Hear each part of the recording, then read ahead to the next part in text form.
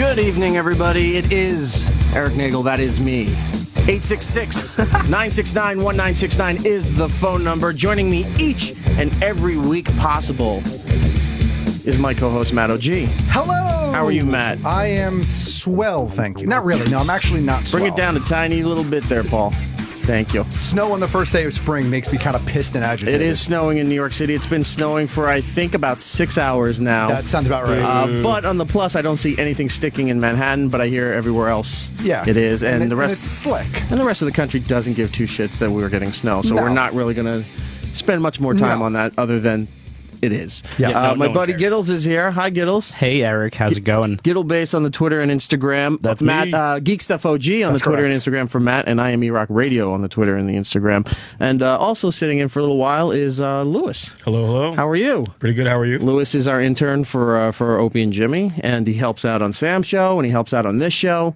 And we thought we'd give him a shot in hanging out and see how he does today. Ooh, it's like a trial by combat. I like to hang. Yeah, what can you bring to the table? Well, he's bringing something pretty cool that we're going to try to get done sometime in April. We'll get into those details a little later once we have that all finalized, but it's going to be kind of fun. Nice. And it could lead to bigger and better things, which is always good. Bigger and better. A lot to get to this week. On the show today, we're going to finally get to Chris Elliott, and I apologize for last week, but the Meatball saga seemed a little bit more important at the time. Saga. The Meatball Trilogy. So I went with that. We'll air the interview in a little while with Chris Elliott talking about Schitt's Creek, and of course I got to talk to him about Get a Life, one of my favorite shows. Of course. And Cabin Boy. Cabin Boy, which is The greatest movie ever made. 50-50. Some people absolutely hate it. Some people absolutely love it. Shut your mouth, Erik. It's amazing. So we'll talk to him in a little bit. Erik. We'll also talk to a person who I just recently found out is a good friend of our own Matt's. Is Brian Lynch. Yeah, man. I've known Brian for quite some time. Screenwriter, comic book writer. This guy does a lot. He wears many hats. He does wear many hats. He's a very funny, kind young man. He'll be calling in about an hour. We're going to talk to him about. He wrote the screenplay for the Minions movie. Oh, cool. He did. The origin story for the Minions there, which is part of the Despicable Me franchise, if you're not familiar with that. And he's also responsible for the most triumphant return of Bill and Ted. That is correct. He's writing the sequel comic, and I want to ask him now, what does that mean for the films? Well, it could be good because since that comic book came out, all I see is Alex Winter tweeting photos of him reading the comic book. Like, we get it. We know you're on board with all this thing. But to Alex Winter's credit, he's been trying for a long, long time to get Bill and Ted's 3 rolling, and it's a great idea. And from the little I've heard of what the concept might be, this was years ago. It could have changed by now. It seemed pretty cool. And Keanu Reeves is on board too. He wants to do it as well. That took a while, but he only got on board a couple of years ago. Yeah, He was the big holdout, and then unfortunately George Carlin died. But I'm also hearing a rumor that he recorded a bunch of stuff. So his voice might be present in the 3rd movie. Oh, that would be interesting. So I don't know if that's true. That's just stuff I read off of message boards or whatever. But I guess it's on the internet. It's not always They tried doing a bunch of stuff a long time ago to try to get Bill and Ted 3 going. Sure. And apparently there is some audio of George Carlin that they may just use somehow working in with cinema magic because you need into Rufus. The movie. You do. Rufus is he's pretty key to that movie. You need Rufus. So So what's the premise of it though? Like I feel like at the end of 2 they kind of became kings of the world. Like where do you go from there? Do they find a new phone booth that goes back and changes the time or Well, we'll talk to Brian about the comic too, because I think the comic has some good stuff sequely in there as well. So. And after we speak to Brian, we'll also have the star of the brand new CW series. It was a comic book, now it's a TV show, iZombie. We'll talk to actress Rosie McIver. I loved the first episode, gotta say. Yeah. I enjoyed it very much. Rosie McIver. Yes. Yeah. I hear you. Does she kill zombies with paper clips and... MacGyver. A little late on that, Paul, but that's fine. it's snowy out, Erik. So we will be talking to actress Rosie McIver in a few minutes. Yes. Oh, this is what Opie goes through with me. See, now it's weird being on the other side. It sucks, doesn't it, Erik? Damn. If only we had MacGyver. He's putting up one finger like I do. MacGyver. You can't use these tricks, Paul. I'm yelling at me. MacGyver. There we go. There it is. MacGyver. Paul has 2 hours to live. For people who don't know, well, watch The Simpsons and figure it out for yourself. I'm not going into that storyline. But for about a week and a half, Brian and I have been secretly laughing at each other, just texting MacGyver back and forth to each other. Anyway, so we'll do all that a little bit later here. Where do we want to start? There's so much news going on. There's Deadpool stuff. There's Community's back. There's new movies. There's remakes. There's a whole bunch of shit going on. Where do you want to go? Well, we could start with Community. Let's start with Community because that started this week. They showed the first 2 episodes over on Yahoo Screen. Fucking Yahoo Screen, man. Is this the last season of Community? Well, we don't know. Okay. We don't know. Potentially, it was designed that they were going to try to give a proper send-off to the series, and then Yahoo was nice enough to pick it up. Right. And so they were like, okay, we're going to go into our final thing, but there's so much buzz around it, and they may get more people watching it online than they did watching it on NBC, so they may kind of change it a little bit and go, this is really, it's a rebirth for the whole franchise. They may just say, no, we're going to keep going with this thing, as long as everybody's involved. Okay. Chevy Chase be damned. Chevy Chase not involved, at least in the first episode, and Donald Glover also. I don't think he's involved in this season. Well, they killed him off. Not Donald Glover. They killed off Chevy Chase. They did kill. Yeah, but there was the hologram Chevy Chase at the end of the last season. So they could bring him back in hologram form. That would be very funny. And they've added Paget Brewster to the cast this season as well. You may know her from Criminal Minds if you ever watched that show. But did you watch the first episode of Community yet? I have not. But I did watch all the the videos of crowds watching Community that surfaced everywhere just because everyone's now all of a sudden a huge Community fan. Her role on the show is a bit odd, but the first episode was really weird. They broke the fourth wall like way more than they usually do. Like House of Cards style, or yeah, I don't know. I'm trying to figure out if like this is their way of like catching you up and bringing you back into the world of Community, and hopefully it doesn't like go the whole suit. Not that it was bad. It was just. It was in your face a lot for that first episode, but it was a good episode. Definitely check it out. If you're a fan of Community, we'd like to hear from you. 866-969-1969, because it seems to be that show has fans all over the place. Where some were fans of the TV but may not follow to Yahoo. Some people maybe are just finding it online because that's how. I hate to sound like an old man, but that's how young people watch TV nowadays. They're not even doing it on cable anymore, so that you can watch previous seasons. I think they're on Hulu. Yes. I'm not sure if they're on Netflix, but I know they're on Hulu, and then you can jump over to Yahoo to catch up with everything with that. Also, I wanted to point out, thanks to our good friends at Shout Factory, I have some things to give away here. Are you a fan of anybody here, Mr. Bean? How could you not be a fan of Mr. Bean? Okay. Rowan Atkinson. Well, Shout Factory does some amazing things. They get some great licenses, and then they put together these box sets and packages with everything possible that you as a fan of anything could want, and they did so with Mr. Bean here. It's called The Whole Bean Remastered 25th Anniversary Collection. It's all the episodes from his... I know it aired here in PBS, but I don't know who did it over. Maybe it's Thames TV or ITV or whoever. Does it say on the case? Probably they wouldn't. It probably only says PBS or whoever the head. It doesn't even say that. That's why I was looking at the back here. But anyway, if you're familiar with the Mr. Bean TV series, I think growing up in the United States, 70s, 80s. Into the 90s, it was always on PBS. You always saw this thing, especially around Christmas time. I don't know about the 70s, but definitely the 80s. Sorry, the 80s and 90s. If you were born in the 70s, then. One of the most famous scenes, sight gags from Mr. Bean is the turkey on his head, which a lot of other shows, including Friends, have mimicked. Yep. It originated with him. I think the movies are all a part of this, and... Is the animated series in there? There was a Mr. Bean animated series. How much could be in there? It's like one DVD case. It's like the smallest case I've ever seen. Have you felt it? It weighs. You can kill somebody with that DVD case. It's heavy. It says the animated series trailer. I don't think the animated series is probably a different production company. Okay. But the Mr. Bean documentary is in there. Bunch of missing scenes that weren't put into the original TV episodes are on here. There's a bunch of cool stuff here. The armchair sale one is amazing. Yeah.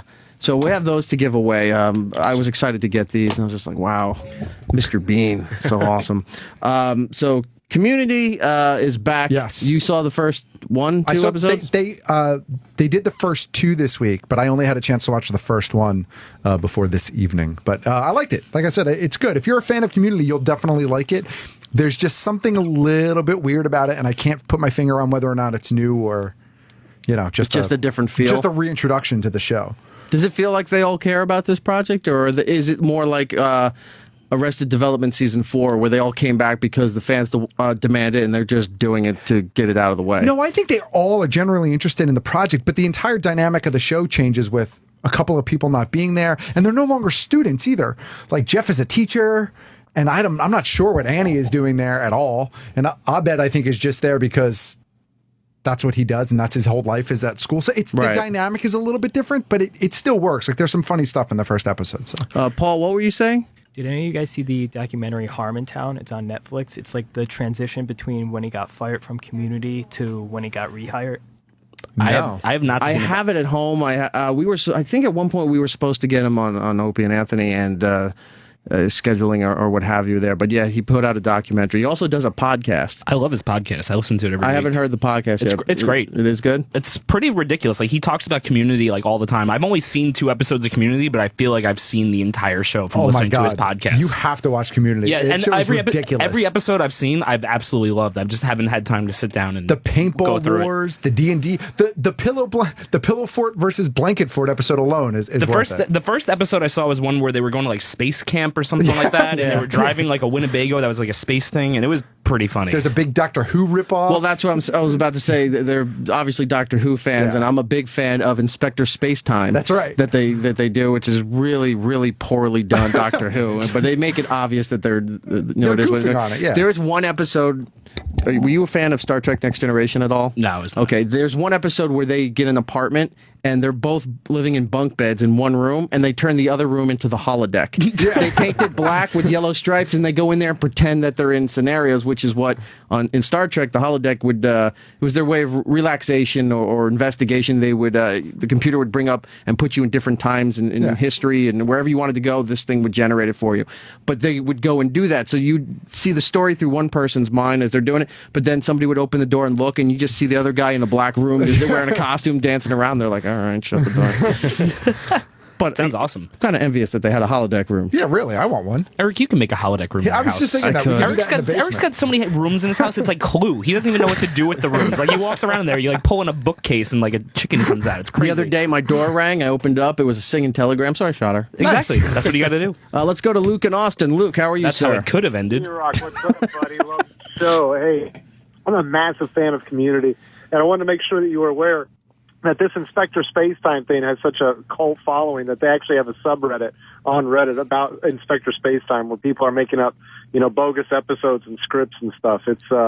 It's taken on a life of its own on the internet. Just go to Doctor Who and let the show. The show knows what they're doing. Let them make the fan fiction, or not even fan fiction. The show. They know what they're writing. Just stop with the dumb fan fiction stuff. But I did see. Having a good time. I did see a bunch of bootleg T-shirts at New York Comic Con for Inspector Spacetime, which I did eye a couple of them pretty well, and I was just like, nah, I'm just gonna stay with the Doctor Who. Legit. Luke, you're a fan of Mr. Bean.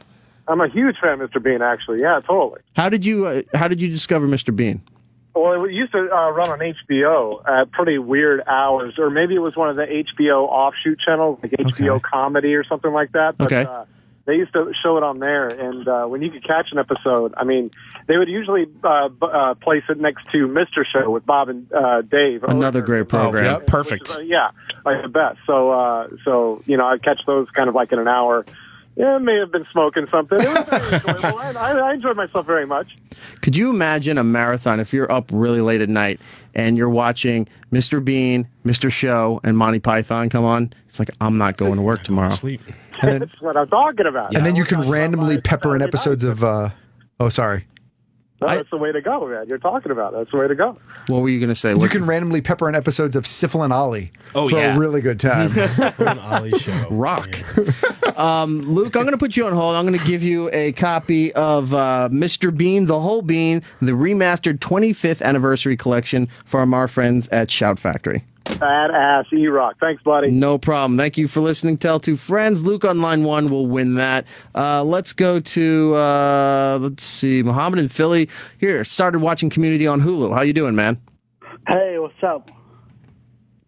Yeah, I watched Community on Hulu, so I don't think moving to Yahoo is going to increase the viewership. because Hulu is internet-based and so does Yahoo. So I don't think Community is going to get more viewers than Hulu. Okay. All right, there you go. Fair enough, but a lot of people do find nowadays their shows, their programming habits are all watching online rather than watching network television. I just wish Yahoo Screen was available through more, like through other services. Like I think you can get it if you have an Apple TV, but if you have like Fire Stick or Chromecast, there is no Yahoo Screen. I never got. There's no app for it. It's just you have to go stream it through the website. You have to go stream through the website. Are those sticks really worth doing? Because I tried, even though my smart TV has all the apps and stuff, I got a Chromecast at one point just to try it out to see about sending stuff to the screen from your computer, what have you. And for some reason, the Chromecast just was not syncing with FiOS. I love the Fire Stick. I have the Amazon Fire Stick, and I have FiOS, and it syncs perfect. I mean, I use Netflix there, I use Amazon Prime through there, and then I have I use Plex through there as well. If you use Plex, and I use Allcast through there as well. So I mean, I can watch pretty much anything, and I like that I could take it with me. Like if I travel, I just bring the stick with me, and I have access. As long as I have Wi-Fi, I'm good to go. So that's cool. My sister has a Chromecast. She likes it a lot, but I've never picked one up. Well, you're one of those people that doesn't have cable TV anymore.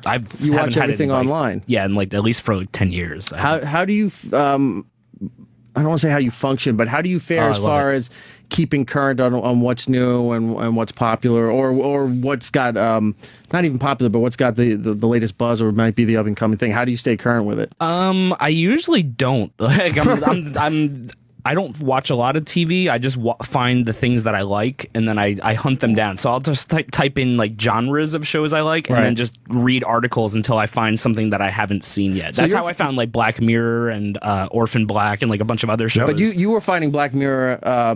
Well, not so much Orphan Black, but you found Black Mirror and a few other shows before they hit here. Oh yeah, a long time ago. Right. So I was watching that. I was watching Utopia, which is a UK4 show, which is extremely bleak. Not the reality show that they tried on Fox. No, not the reality show. But like, David Fincher's making the HBO version of it, so it'll be interesting. But that's how I find things. I read articles. My friends tell me. So unless you're doing research, or you find things by chance or word of mouth. You're not just watching TV and then seeing it pop up and going, "Oh yeah, I should watch that." No, too. I don't even know movies that are out. If I go over a friend's house and they have a TV and it's on, then I'll see a commercial. I'm like, holy shit, I don't even know that movie exists. Right. It's kind of weird. Lewis, what about you?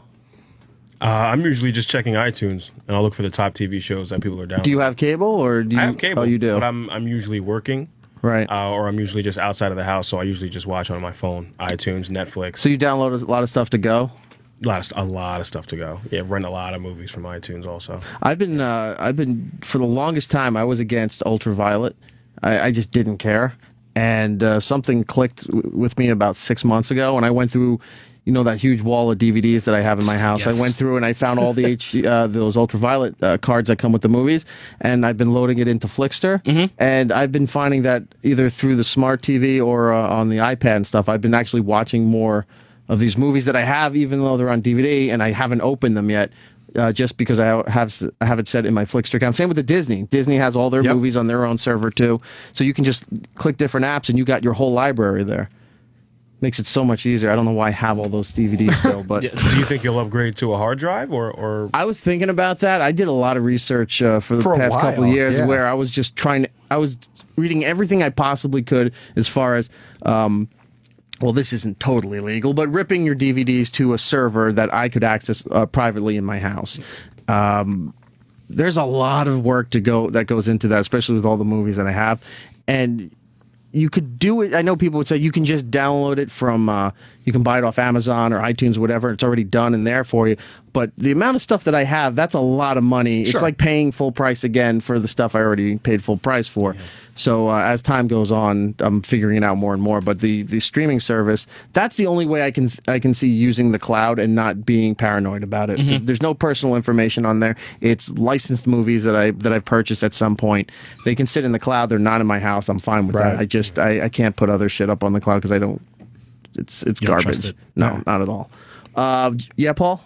Did you have something? I was going to ask Matt because you know more about it seems like you know more about the Yahoo Screen. What other programs are going to be available on it? Like just Community? Because like that caller said, like he doesn't think Community is going to be able to compete on that platform. I think Community is definitely the first big one for them. I think before that they were streaming. they had access or rights to other shows and some like smaller programming, but I think Community is the first one. I'm guessing if it does well, they'll try to pick up and license more stuff like Hulu did and like Netflix and Amazon. Again, I think one of the hurdles though is they need to make Yahoo Screen available on more platforms because it's really limited right now, and I think it affects how you watch it. And isn't everybody in a bidding war for to get Seinfeld now too? I wouldn't be surprised. I'm surprised someone doesn't have Seinfeld already. Netflix had it for a while, but I would think Yahoo or Hulu would be one of those two places would be a great spot for it online if you don't have Netflix. But even still, Hulu would put it in Hulu Plus. I doubt if they would put it in a Yahoo Screen is free, which is nice. You don't have to pay for it. It's not a subscription service. It's just limited how you can access it, which is what I don't understand why it's not available on everything. Every platform should have access to Yahoo Screen if it's free. You're not paying for it, so what's the holdback? Is it like a developing thing, like trying to get people to develop it for like Android versus like iPhones or like screens and stuff? Like, I don't know. It could be. Maybe Apple TV is just the first one to grab it, and no one else has done it. Because I don't even think Roku has it. I could be wrong on that, but so we've talked about this various times, but with services like Netflix and Hulu, and it's pretty much your one-stop shop to getting mostly everything you want to watch and stuff you didn't even know existed, and you'll watch. But because corporations do technically own these properties, a lot of them, Warner Brothers, Sony, I think Fox at some point, are trying to put out their own streaming services where it's just the stuff that they own. By doing this, and there's only so many subscriptions that people are going to pay for a month, where it's only $7, yes, but I got to pay $7 to Disney and to Fox and to Sony and to Warner Brothers just to watch movies and stuff, where people will start to demand it's got to be on Netflix or one central thing. I'll pay more.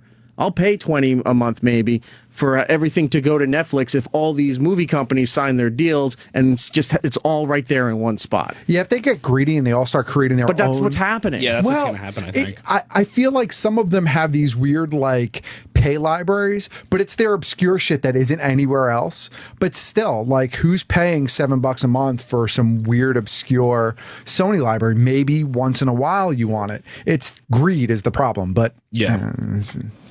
Let's go to John in San Jose. John, how are you?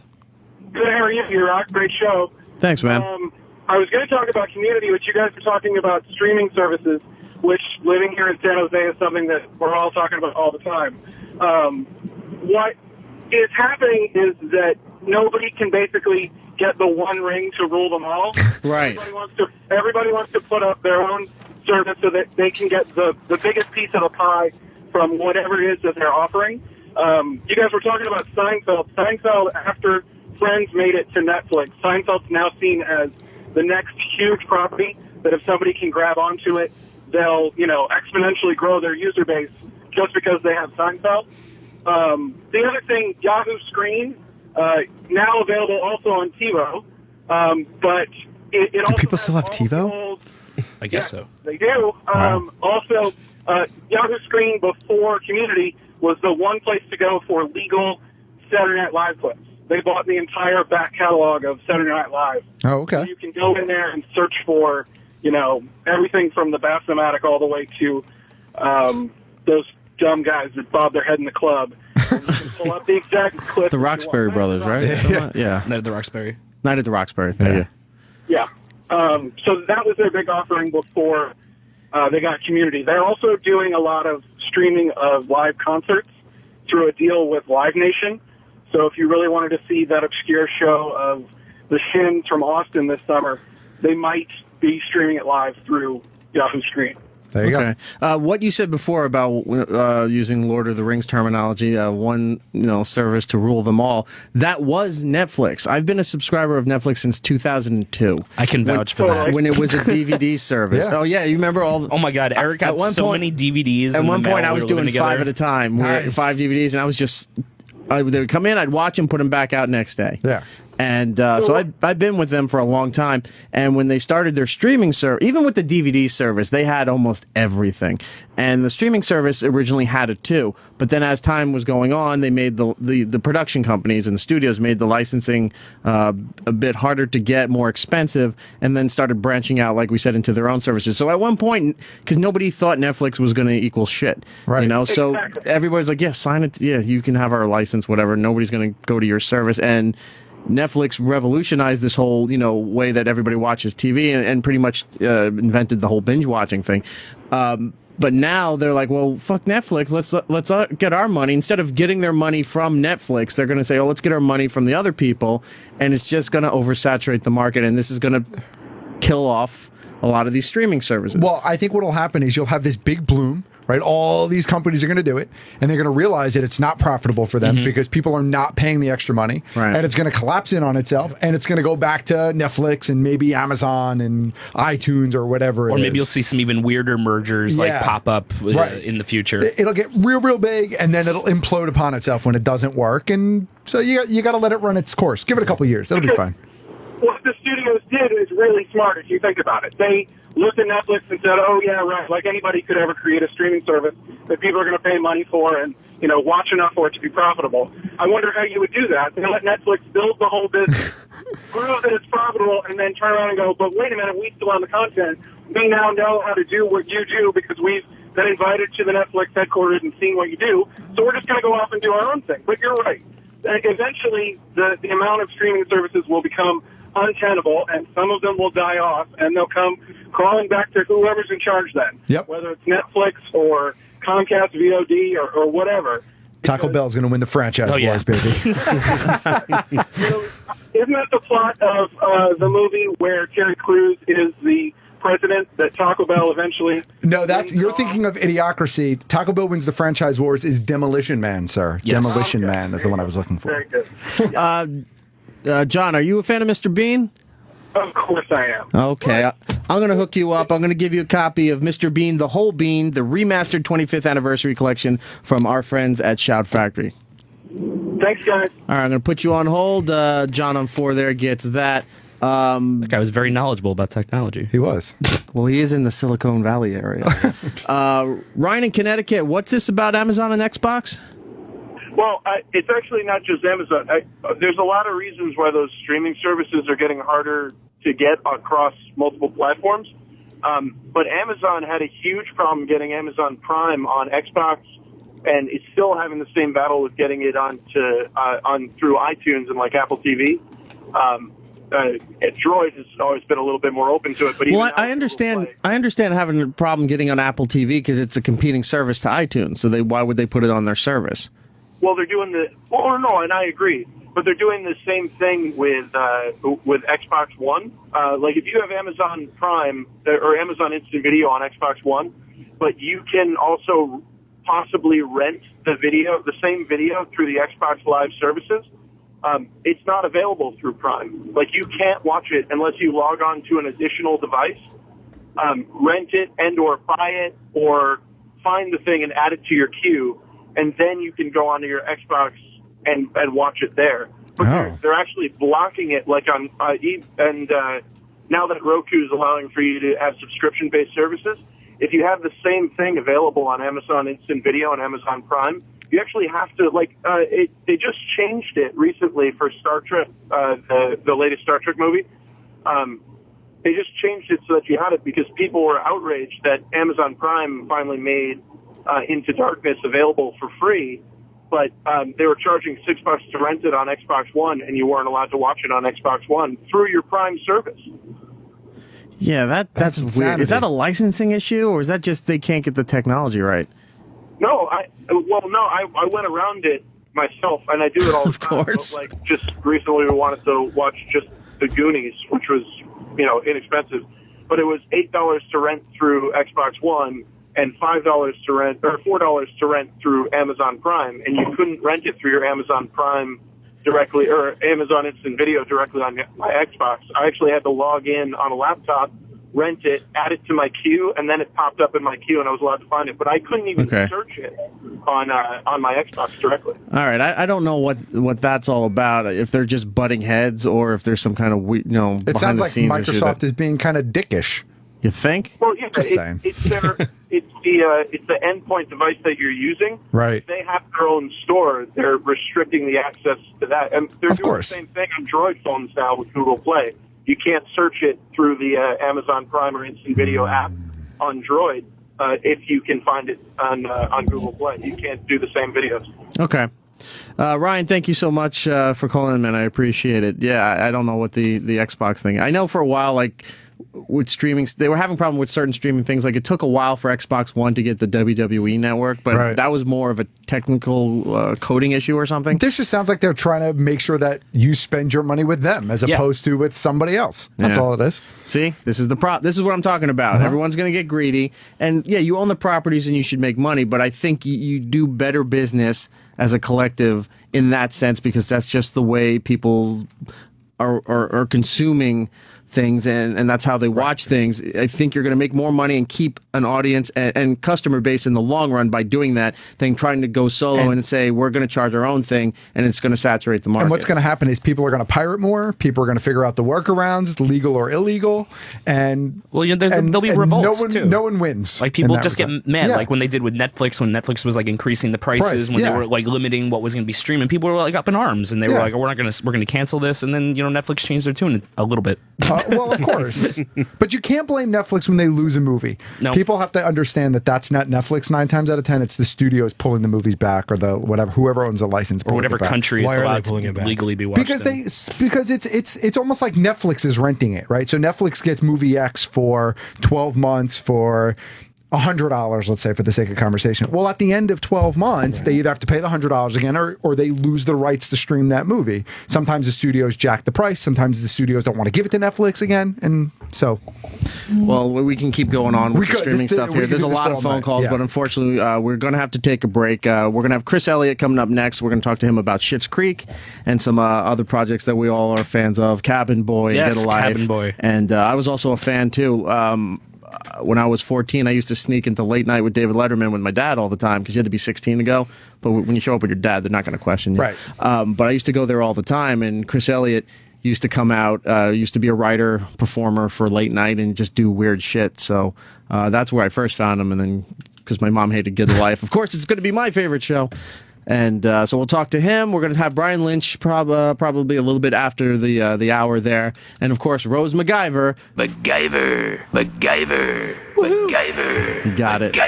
From the CW's iZombie, we're going to talk to her a little bit later in the program as well. We still have Mr. Bean stuff to give away. Yay!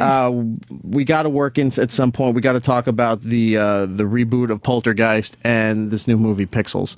We have to talk about Pixels. Pixels is ridiculous. Have you seen the trailer for Pixels? I'm very angry because I was like, oh, that was a Futurama bit when they did the anthology of interest where the space aliens attack. It just didn't have the cast of grown-ups in it. Thank you for saying that, because it's exactly what I thought. The first thing I thought, as soon as I saw it, I was like, this is just Futurama. All right, we're going to take a break. We'll be right back here on It's Erik Nagel.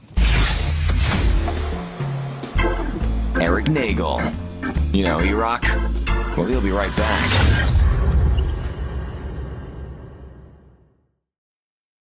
It's Erik Nagel.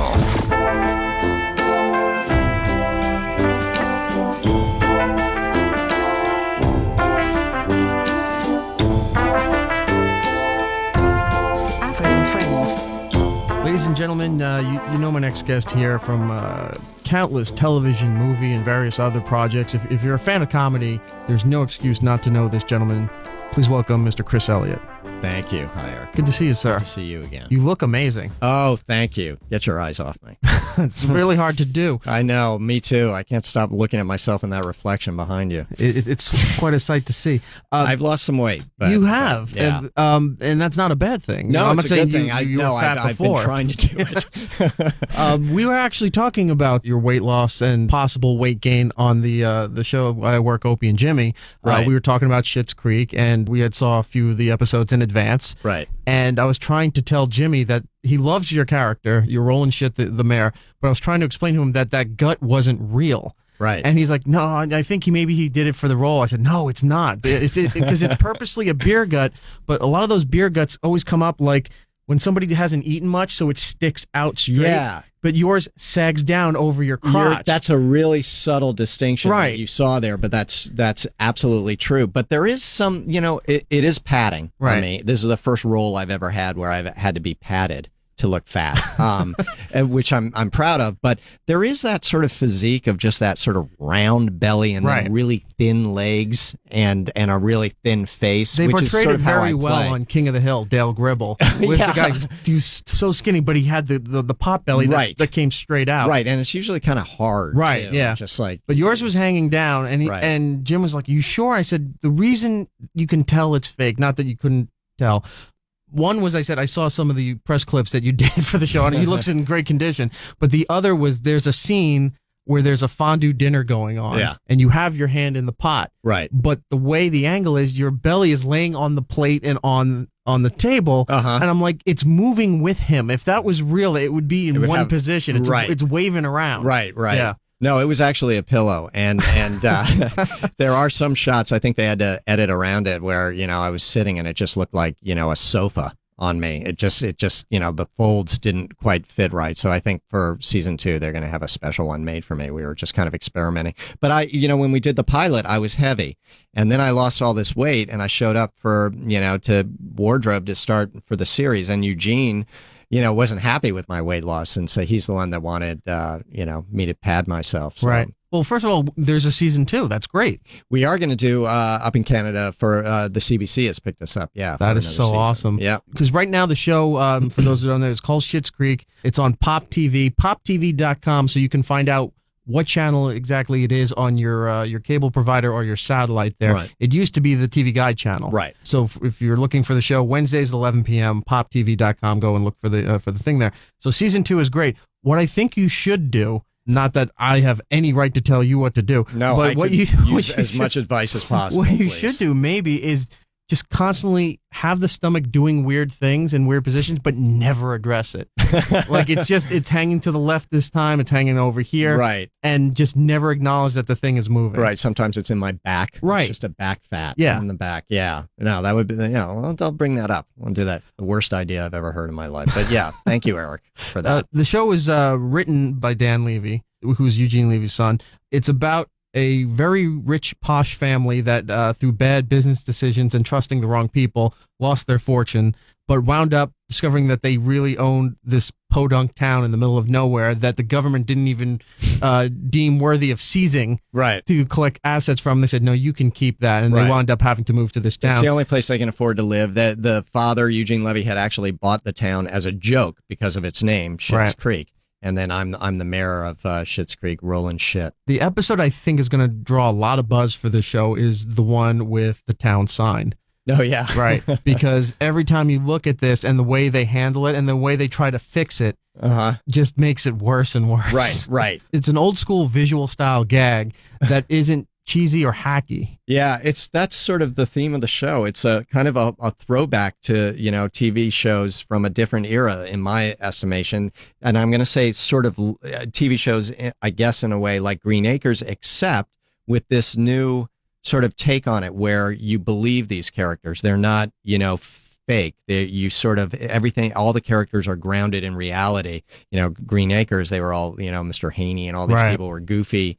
And a cartoons. Pig. Yeah, they were cartoons. But this is sort of the opposite in a way, but still kind of a throwback to just a half an hour of pure just comedy, just laughs. It's not we're not trying to have a message or not trying to say anything about anything. It's just character driven comedy. Right. The kids in the show, the characters that they portray, 15 to 20 years ago, if you did in the 90s, like say Clueless, those characters were big exaggerations of themselves. Right. But the way they're portraying it now, you would think 20 years ago, this is a gross exaggeration, really is how a lot of people are, and they're nailing it. Yeah, isn't that weird? Yeah, the kids have gotten kind of worse in that way. Right, it's that whole kind of like Kim Kardashian, Paris Hilton kind of culture. Yeah, it's definitely the reality TV, influence there, and it doesn't seem ridiculous. No, that's the key to this show is that this family, these 4 people, the family name is the Roses in the show. They haven't dealt with each other as a family. They're so rich that any problem they've just had to throw money at the problem to solve it, and then now that they don't have that anymore, they have to actually try to deal with each other as a family and as real people. Right. And they've never done that. The diner scenes are very funny, too, Yeah. when they're like, oh, I find this place cute and charming. And he goes, I find this place utterly repulsive. Right. But it didn't miss a beat. There was no sarcasm. It was straight conversation. And you're like, Right. this is something that person would say. Yeah, exactly. I think it's relatable in that way. It's great that you did, saw that, too, that, they're not cartoon characters. And the fact that also that if you're really paying attention to not just what they're saying, but how they're saying things to each other as far as the family is really brutal. Mm-hmm. It's really brutal, but hysterical at the same time because that's only the kind of thing that a family member could say to another family member. Because if somebody else said that to you, you'd punch him in the face. Right. But if your son's saying that to you, Eugene just kind of bucks up. He goes, no, you're going to go in there and help your mother. Meanwhile, he just said some of the most horrific shit to him. Right. And he's like, nope, you're going to get in there. Washes over him completely. And then the kid's just like, oh, Dad told me to do it. I'm going to go do it. Right, and stomps off in a huff. Yeah. Yeah. And in a way on a, different level, I guess, but that's sort of the way Eugene and Dan actually deal with each other on the set. They both created this show together. And it's sort of fun to watch them work on the set because they have this kind of shorthand where they can just look at each other and, look at each other's eyebrows basically, and they know what the other person is thinking, and they don't have to worry about hurting each other's feelings because of what you just said. They could say the worst things to each other if they wanted to, and they would just be, all right, whatever, They were up on Opie and Jimmy not too long ago, and for father and son, they really come off like an old vaudeville team. Yeah. They just play, nobody looks twice at each other, and it's very dry, but very sharp and to the point with their attacks. Yeah, yeah. And then they don't even sit and wait for the response. They keep moving. No, it's like like jazz. You were playing Roland Shit, whose family pretty much developed the town, and you're the current mayor of the town here.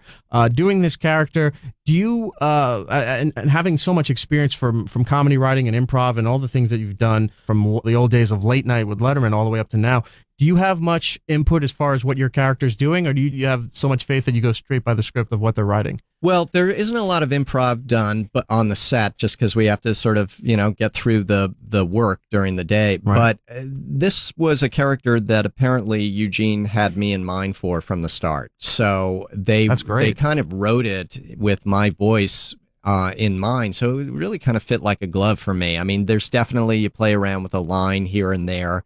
You play around with timing here and there when you're rehearsing it. But in general, there isn't much I have to bring to the written stuff. It's all on the page. You have the unique knack of being portrayed in some horrible characters, but they're very likable no matter how disgusting they are. Well, that's good to hear. Like in something about Mary, when you had the breakouts and everything like that. Yeah. Everybody still wanted to see, they were grossed out, but they're like, I still love this guy because he's clueless that he can't let this person go. There is a running thing in all the characters that I've played, I think, and now that I'm 54 and I look back and look at it, I realize that they're all similar. They're all sort of the same guy, and maybe that's just what I bring to it. I bring a lot of me to it. And that's what I was gonna say. Is that you? Like when you're not performing? I some of those traits. Does it just come off as you being you? I think it's what makes me laugh. That, it's like the idiotic way certain people act makes me laugh. And I think that's the way I like to, cash in on that when that's hopefully not the way I act in real life. One of the things you said, what makes you laugh? One of the things that makes me laugh with all the roles that you have done. When I was younger, 14 through 16, I used to get tickets and sneak into Late Night all the time with my dad.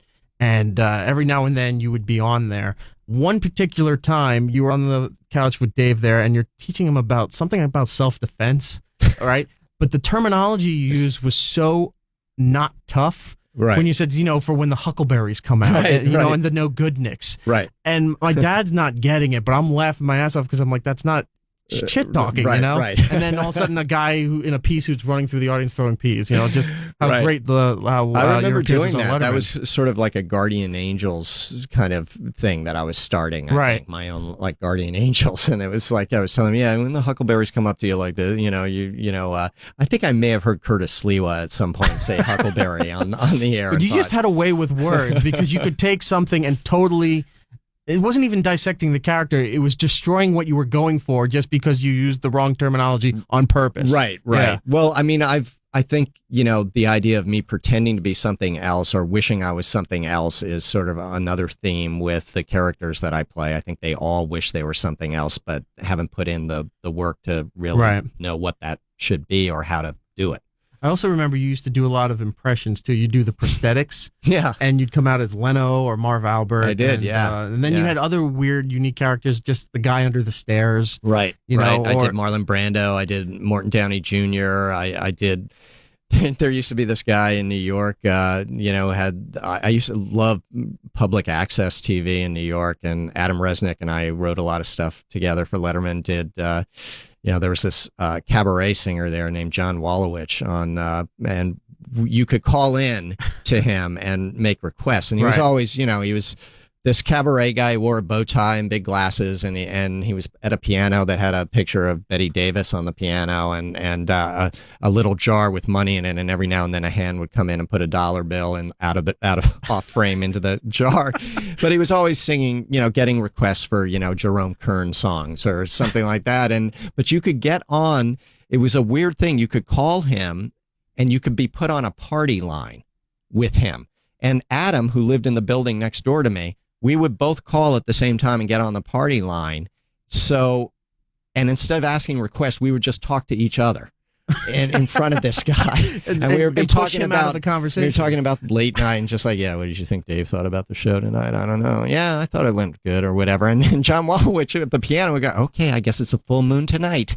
I don't know what the wackos are out tonight. Trying to make it about him because fellas, I'm right here. Yeah. And then you're pushing him out. No, we're having a conversation. Yeah, John, we'll get to you in a second. And we're just talking to him. But and I ended up doing that guy on the show. I did a lot of that, character work, but it was always me sort of being this character. You always knew it was Chris Elliott as Marlon Brando. But I think that at least I'm hoping that's what you were going for. It is. I mean, and it was also kind of a safety net for me because I never had to be that good. Sometimes it seemed like I think he's purposely trying to make this impression bad. Well, it's also because I wasn't that good at impersonations, so I could come out and get laughs by doing a bad impersonation. Right. But it was this Chris Elliott persona who desperately wanted to be a star, so he was doing the impersonation. A lot of the characters that you've written and a lot of the characters that you've had stuff written for, do you try to make sure that the character's name is Chris? You have a lot of characters named Chris in various projects. If it's something that I've initiated or somebody else for me has initiated, generally, yeah, but not so much lately. But back in the day when I was starting to branch out from late night and all during late night, yeah, definitely, because it was a way to sort of establish myself. It started on late night. I would make sure my name would have to be announced. Ladies and gentlemen, Chris Elliott, even though I was coming out as somebody else. Because somehow I thought, okay, that's a way to get my name out there, and I think it kind of worked in a weird way. It was really intentional and very manipulative on my part. Because you're Chris in Eagleheart on Adult Swim, right? But I think my favorite Chris character of yours was Chris Peterson on Get a Life, right? Are you surprised that there's so many people that still remember and love that show? I'm not surprised anymore. I'm so gratified by it. When the show came out, just like with Cabin Boy, it was a little different. Get a Life was not as reviled as Cabin Boy was, but Get a Life only did a season and a half. Cabin Boy was terribly reviled and badly reviewed and killed my career for a few years. And yet both projects I think I am associated the most with and have the most fans for because through the years they've developed these cult followings. If I'm remembering right, was Get a Life on Sunday nights on Fox? Yeah, after In Living Color. Okay, and before Married with Children. Yeah, right. Yeah. I knew. Was it before or was it Living after? Color, I think was 8, or was it 1? Yeah. I can't remember. Married with But Children it was right 9, around that time. Right. Yeah. I knew. This is when I knew that not only did I like the show, but this show was for me. Is because 1 or 2 episodes, my mom would see me watching it. and she's just like, oh, I can't stand him. Yeah. And I was like, all right, this is definitely the show for me. Right. I loved Get a Life. I think, people who were fans of this show, especially the ones growing up in the 90s and stuff, all have their favorite episodes and all ask you about what your favorite parts were of that show. But I think the submarine in the bathroom, that's one of my favorite shows is one too. of the best. Yeah. And the alien that would just throw up Spewy. everywhere. Yeah. And the Spewy was great. I know for me, the Zoo Animals on Wheels episode was my favorite, and there were a few there. The construction worker show was a big one, and the male modeling show, right, was sort of the was sort of the thunderball. Where you were purposely sticking out the gut, right? Yeah. I mean, how the James Bond franchise, it really took, it was, up until Goldfinger really established the brand of, and I think of Bond movies, and I think the male model show really established what Get a Life was. But in terms of your mom saying, ugh, I can't stand this show, I remember getting out of a car once when we were shooting Get a Life, and it was halfway through the season or whatever, it had aired, and somebody recognizing me, and I was with my daughter Abby was very little at the time, and my wife, and I remember they're saying, oh, hey, there's that guy from that show I hate. Yes, I remember Abby going, what do they say, Daddy? And just, nothing, honey, nothing. And now, this is going to sound like old man speak, but I think back then that was the meter that kids used to use to rate that this is the show I need to watch, and this is how I know it's funny. That's what you were saying. Because a lot of the stuff I used to watch as a kid that were meant for adults, my mom didn't like. Right. Like, she didn't like It's Gary Shandling. Right. She hated Married with Children. She didn't like your show. Yeah. And she hated Beavis and Butthead. Right. So every time she's like, how do you watch this? I'm like, because you hate it. I know this is for me. Right. How great was it to work with your dad? It was great, and I see the same thing happening with Eugene and his son on Schitt's Creek. I mean, it's... at first it was a little nerve-wracking to have my dad on the set, because it's hard work, and I was worried about him and all that, and it's also I act a little different around my dad. I'm a little more polite. Well, you wrote great parts, because all he had to do was either grab a beer or he was sitting in that recliner the whole time. Yeah, he was just sitting in his bathrobe the whole time, which it was my suggestion that they wear pajamas all the time, because I wanted him to be comfortable while we shoot.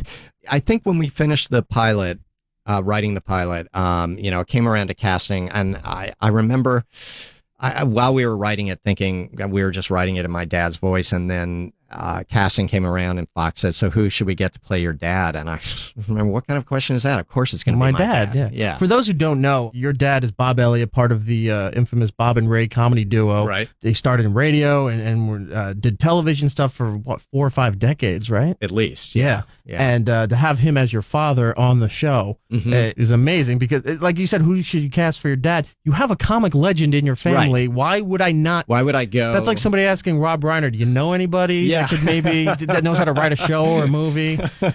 No, it's true. And I realized that when I remember while we were writing the pilot thinking, oh, I'm definitely going to have my dad play an uncle or something on the show. And then it came to casting, and it was like, well, yeah, of course. Because him yelling at you and him being disappointed you in the show seemed very authentic. Right.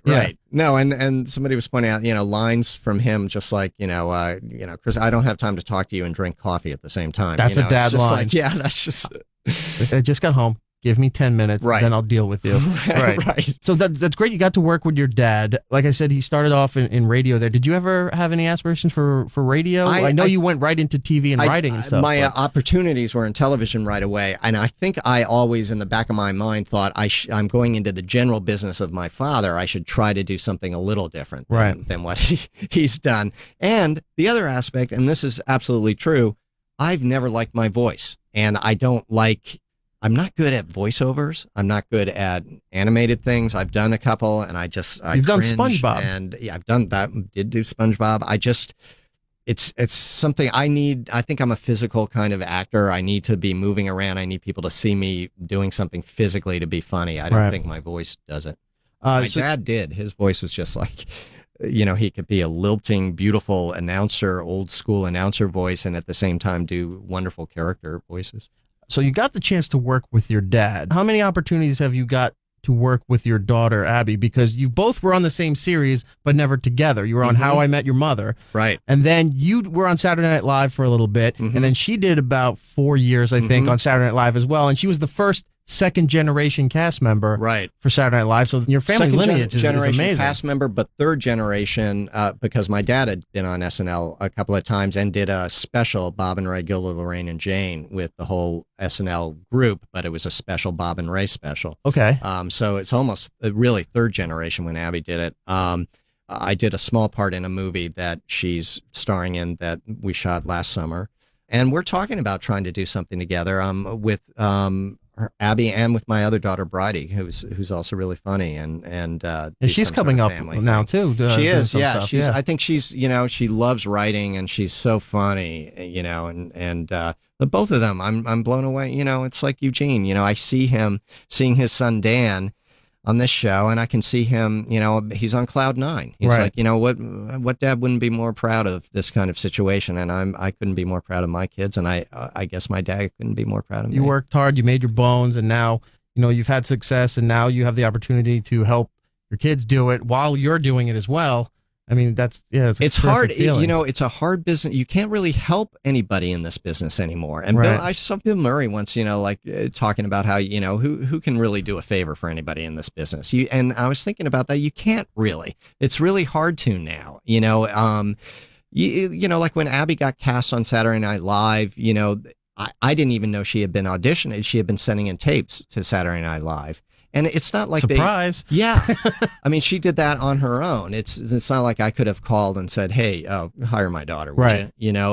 I would love to have been able to do that, but you can't, and there's so much competition out there right now with, the internet and all the different venues and comedy venues that are around and cable. And it's on the one hand, great that there's all these places to try out stuff. And then on the other hand, there's a lot of competition and a lot of people out there. So it's a tough business. It's extra tough on women, too. You mentioned Cabin Boy earlier, and you've had the fortune and based on what you said, misfortune of being in a couple of movies that have such cult status that you'll forever be remembered. One is Groundhog Day, which is, I don't know anybody that doesn't love that movie. Right. And then you have Cabin Boy, which you said either people love it or hate it. Right. And also Something About Mary is another movie that everybody loves there. You seem to land these projects, good or bad, you're just always going to be remembered for your work. Well, that's really nice to hear. I mean, I hope so. I hope more for the good than the bad. But that has been the thing with me from the start with Dave Letterman.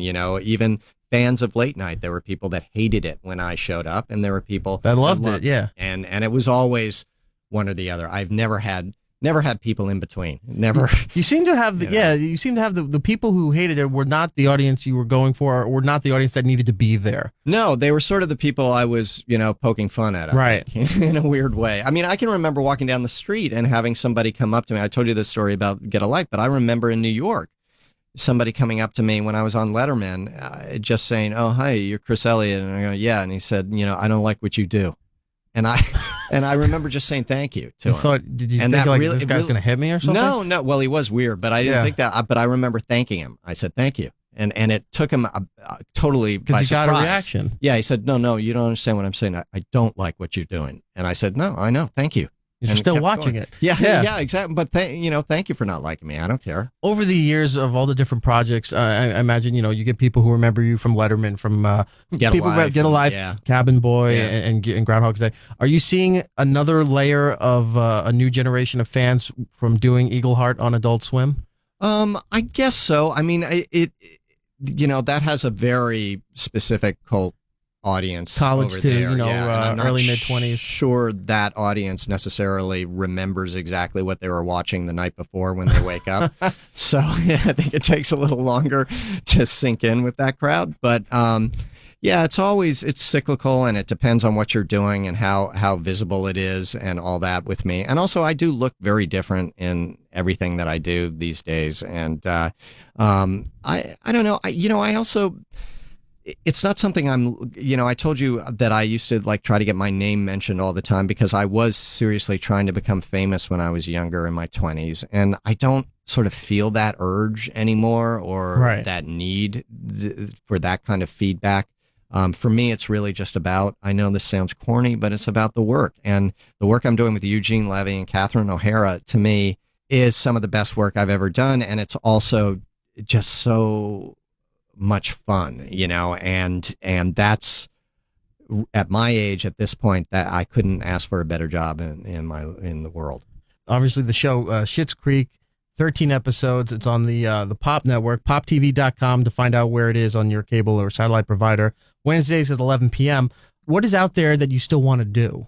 If Schitt's Creek went for 10 years, I would be happy. I've never done a half-hour comedy show that has lasted more than 2 seasons, other than being kind of a recurring character on some. I would love to have that experience of just, taking a character. Money. Well, that's the underlying thing, right? Yeah. That's what I'm saying. But also just to grow a character on a show, right, and have it change a little bit from season to season, have an arc over 5 years and see what happens with that. That to me is the ideal job. And at my age right now, that would be wonderful. So TV, movies, you've done it, whether that happens or not. Yeah. You have you mean something outside of all of this? You've got a tremendous body of work. Is there something that you still want to do with your life? Do you want to write a book? Do you want to travel? I've written books. I probably do not ever want to write another book again. I can travel, I guess, when I want to, or when I need to, or whatever. There is creatively, I guess, it sounds stupid. Maybe I'd like to do a play for the hell of it at some point and see what that's like. Really? But, have you done theater? No. Are you kidding? And honestly, I just said that to have something to say. I would never do it. Can you imagine having to go in every single day and do that? Great bit would be just to knock on the doors at all the theaters here. It's like, you got anything open? Yeah. Is somebody out tonight? Yeah, Can I just step in? Hey, fellas, why don't I just come in and do this for you? Will you? I'll knock it out of the park. Just give me a shot. Tell Larry David he can take the day off. I'll do the monologue. No, I think every actor, and I'm pretty cynical as far as being an actor, but I think everybody deep down says they'd love to do Broadway at some point.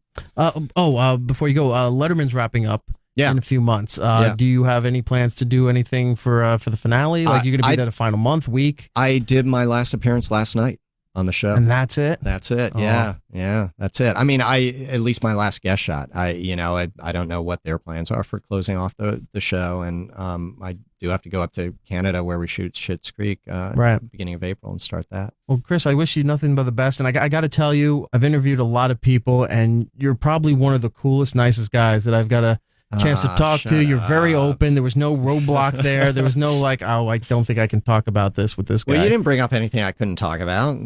You're great. Thanks, Erik. That means a lot. Well, Eagles Creek. I'm getting both shows mixed together. Okay. That's Eagles That would Heart. be a great show. Yeah. Eagles Creek.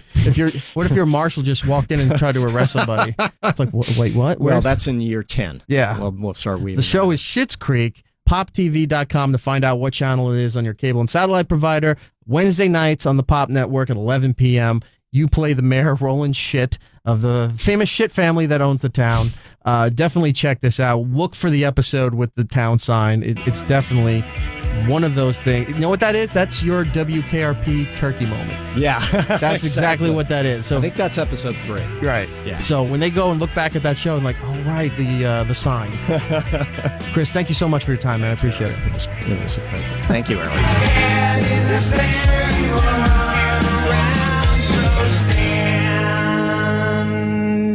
Erik Nagel. And here we are. Loot Crate, Matt. How's it going? Good. We're in a commercial break. Loot Crate. It's all these cool things that you get every month. I've been a subscriber for a long time about this thing, and I was talking about it long before they even were sponsoring this program and the Opie Radio channel. All kinds of cool stuff like intergalactic spaceships and comic book supervillains, fire-breathing. I haven't seen a fire-breathing dragon yet, so it might be telling of something to come soon. Maybe they're counting something Funko Pop related. I hope so. But if you're looking for the perfect gift for that geek in your life, I hate the term geek, but for somebody in your life who likes this kind of stuff. We have to talk about that one day. You have a problem with that, and you shouldn't. It just bothers me because I think it's belittling. It's not. For the person in your life that likes all this kind of cool stuff, and then you should be more like them, or just want to treat yourself to something fun and exciting every month, go to lootcrate.com. That's lootcrate.com. It's the ultimate monthly service for geeks, gamers, and pop culture fanatics. You have a lot of I know what it is, and I know what the tin, but I just think there's probably a better way we can use that. Sign up today, and you're terrible. Sign up today, and for less than $20 a month, Loot Crate will send you a specially themed mystery box filled with hand-picked apparel, collectibles, and licensed gear from all of your favorite franchises like Marvel, The Walking Dead, Star Wars, Game of Thrones, and more. I like the "and more." That's the mystery. That's the excitement. That's why you subscribe. Hell yeah! Each month's box features a new theme inspired by movies, TV shows, and video games. And this month's theme is Covert, and it celebrates the secret agents, conspiracies, and double crosses of your favorite spy and thriller franchises. Uncover exclusive items from Marvel's Agents of S.H.I.E.L.D., which just took a great heel turn. Hell yes! If you're not watching that show, you definitely need to catch up. And Orphan Black, which comes back soon for season 3. You should check that out. It's on BBC America, but I'm sure it's on demand. Why am I plugging other things in the middle of a plug? But Orphan Black, and it's all part of this month's box. Go to lootcrate.com/Opie right now to sign up. And for a limited time, you use the promo code Opie at checkout, and you'll save $3 off a brand new subscription. So go to lootcrate.com/Opie right now. That's lootcrate.com/Opie. Promo code Opie. It's Erik Nagel. Erik and Matt are back. We're back. It's Erik Nagel, 866-969-1969. If you don't know that music, I don't know where the hell you've been. Of course, that's the infamous mall scene from Bill and Ted. It is. So good. I love that song, and I had to play it to bring Brian Lynch onto the show here. Brian, how are you? I'm fantastic. How are you guys? We're doing good. Brian is responsible for the most triumphant return of Bill and Ted in comic book form. Just in comic book form, though. Just in comic book form. For now. Don't limit yourself. No, I get down on myself a lot. I'm a writer, so I kind of have to just assume that this is all it's going to be. But, yeah, I'm doing the 6-issue miniseries that continues the Bill and Ted adventures. This is so cool, because this could lead to bigger and better things. Of course. For me or for Bill and Ted? For both. I hope so. I think Bill and Ted are getting their own sequel without me. But if anything... But that's been in the works for so long, this might be the jumpstart that it needs, where your stories reinvigorate people into Bill and Ted's. It moves the movie forward, it moves your sales forward, merchandising, etc. That would be fun. You know, and I think everyone is surprised, except for the fans of Bill and Ted, how big the comic got this quickly, because no one expected it, and everybody, but except for the fans, and there's a ton of them, and hopefully some executives paying attention and going, well, I guess the movie will bring people in. So. Well, I know the comic book's doing very well if you follow Alex Winter's Twitter, where he's apparently reading it everywhere he goes. Yes, he's been a very big supporter. That's pretty amazing to have the lead of your comic holding it in public. It's pretty awesome. Well, go ahead. I'm sorry. No, it's just that I didn't know they sent him a copy before it came out. I'm glad I didn't know, because I wouldn't have slept, because I'd be worried that he's like, well, I'd never say that. And then he just tweeted one day, hey, I read it. I loved it. You guys nailed it. I'm like, oh, my God. Like, I was driving, and I was like, almost drove off the road. It was awesome. Yes, I was checking Twitter while I was driving. That's all right. You're a reckless man, Brian. I would imagine, though, if a cop pulled me over, I would say, look, Alex Winter likes my comic book, and cops let you off for that kind of stuff. I think so. Think, oh, you scamp. Get out of here. Well, listen, for those out there who haven't heard about the new book, Bill and Ted's Most Triumphant Return, give us an idea of what it's about. Sure. It starts like 5 seconds after Bogus Journey. They are now the biggest band of all time. The entire world heard that one song they played, and the entire world wants to go. That song, they want to know what's next. They say, that song's great, what do you have next? It didn't really occur to Bill and Ted that there's going to be a second song they have to do. So now, with Death now joining the band, with their fathers, everybody's moving in their apartment, everybody in the world's watching them, people from the future are visiting them now, they have to write a second song, so they have basically a creative block. And at the same time, Ted is kind of bummed out that Dinamolos tried to kill them, because they really like being liked, and now this one guy who he had never even met them, wants them to die. So they jump forward into the future to read a history book to find out what their next song should be. Well, let me ask a question, because you're saying it starts right after Bogus Journey. Sure. When they played the one song, they went into the future. They came back looking like ZZ Top. They're older dudes, and they're wearing Bjorns holding kids as they're playing God Gave Rock and Roll to You. Does the comic book start where they go back to their younger selves, or are they just there and you just bypass that? They have the beards in the first couple pages. It is literally as they step off stage from that Battle of the Bands. Wow. And then that's continuity. They lose that's the awesome. facial hair really quickly because no one wants to see them like that for 6 issues. But, yeah, and then so they go in the future, and while they're in the future, they meet Denomalos as a teenager, and Ted sees it as their opportunity to prove to Denomalos we're not that bad. Look, we're like you like us. It's the one person in the world that doesn't like us. If we change him, I'll feel better about myself. So they work with Denomalos, try to make his life better, but in doing so, they mess everything up. Like they mess up the future of the entire world, and then have to fix that. Oh. Yeah. Well, that sounds kind of sad but fun at the same time. There's low points, but they're never, they never get down. The world, it gets dark, but Bill and Ted never get dark. Well, aside from the fact that it's got to be awesome writing Bill and Ted, and by the way, you nailed it in that first issue. I read it, and I loved it. It goes downhill in 2 to 6. It's terrible. How is it writing Rufus? I mean, that's got to be kind of daunting in a weird way. You're writing George Carlin. Really. Yeah. Oh no, it's intimidating. It was. I asked the editors, the first thing I asked them, if we're going to include the character in that. And of course, you kind of have to, because that's their cheerleader. That's the one guy in the world that from the beginning said, you guys aren't losers. Like, he also said you got to dial one number higher. One number higher. So, yeah, you need him. You need that voice of reason, and you need George Carlin in a Bill and Ted comic, or it's going to be felt. Like, the absence will be felt. And I'd assume when they do the third movie, his absence will be part of the problem they have to overcome, I'm guessing. I don't know anything about the third movie, but so yeah, it was incredibly intimidating to write any scene with George Carlin's character. I just kept rewriting it till it felt right, and I think it came out pretty good. I think he's got some big moments, and fans of that character will be very happy. With including Rufus in the stories here, did you have to clear anything with Carlin's family as far as his likeness? I don't know. I don't think so. I think everyone in the movie signed that away a while ago. So they had to check the likeness, which is really cool. Like the Ghostbusters comics, which are amazing, they can't use the likenesses of the characters. We were able to. We can make it look as much as we want to. So I guess they cleared that up a long time ago. I guess so, because Alex Winter was super happy about it. He wasn't like, you guys should have given me red hair, so everyone got me. So aside from Bill and Ted's Most Triumphant Return, issue 1 just came out this week. It's monthly, I'm assuming, right? Yes. Okay.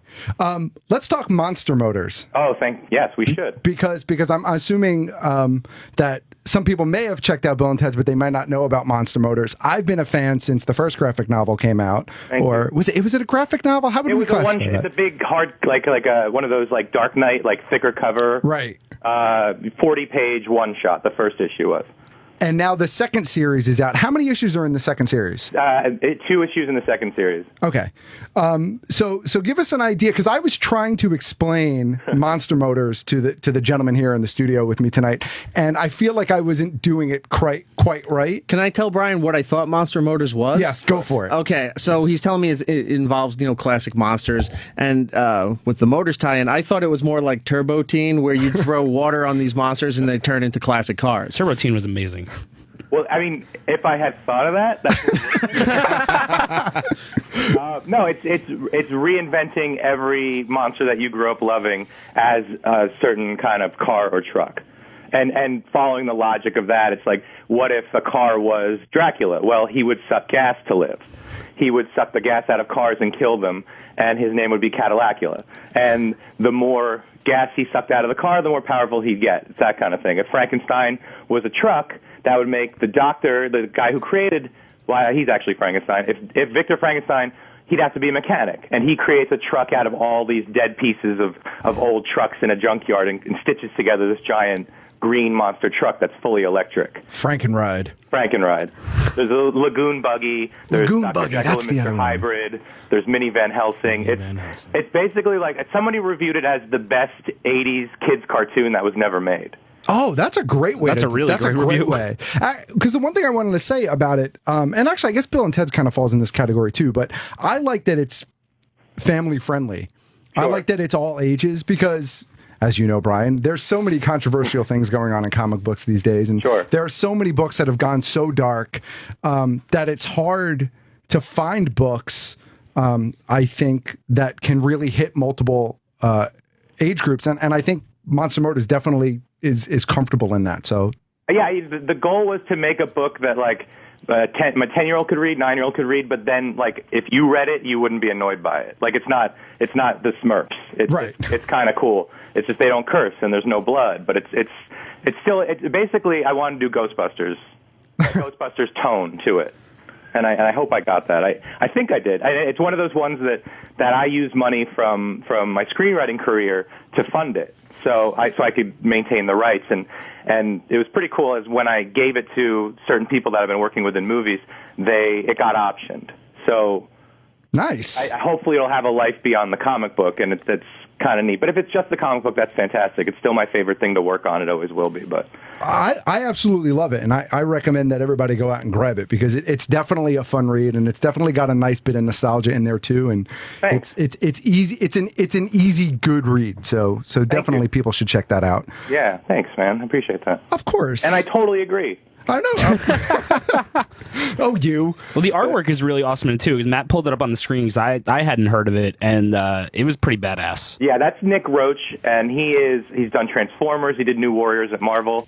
He is a genius. I'm so lucky to be working with him on this. And then Len O'Grady does the colors, and it's like every monster pops. And Tom Long does the lettering because every vehicle has a different style of lettering, just because they're all different monsters. Like we put a lot of thought into this, like a lot of heart, and I think it's kind of paying off. People seem to like it. It's just a matter of getting the word out. So you can imagine how excited I am that you guys brought it up. So is it the same artists that do the Bill and Ted comic, or no? No, that's Jerry Gaylord, and he did a book called Fanboys vs. Zombies for Boom. Cool. And I asked him, I said, who's doing the book? Because when I was writing it, it all depends on the tone is decided on by the artist for me. If they went with a more realistic artist, then I'd go with a little more somber storyline. But if it's like a real cartoony, like real Ghostbusters feel, then I'd go a little more kiddie. And they told me Jerry Gaylord, and I was like, oh, okay, I get it. He's like kind of anime, full of energy, bright colors. Like, let's just go for the feel-good comic. So like you read it, and it counters the comic you just read where Blue Beetle gets his head shot off. Like, it's the antidote to that book. And by the way, I like that book, but this is not that. Looking at this one cover here, I know you were making a lot of Ghostbusters comparisons, but the way that guy's hair is and the way the vehicle is drawn, it sort of looks like, remember the other Ghostbusters? Yes. Oh, no. You mean the one with the monkey? Yeah, the one with the monkey. With Primeval as the bad guy. Right. No, don't say that.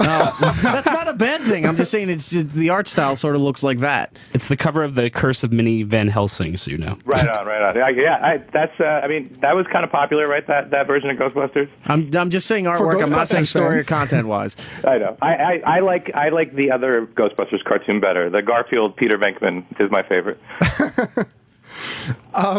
Let's talk a little bit about films. Yes. Because you've done a couple of those too.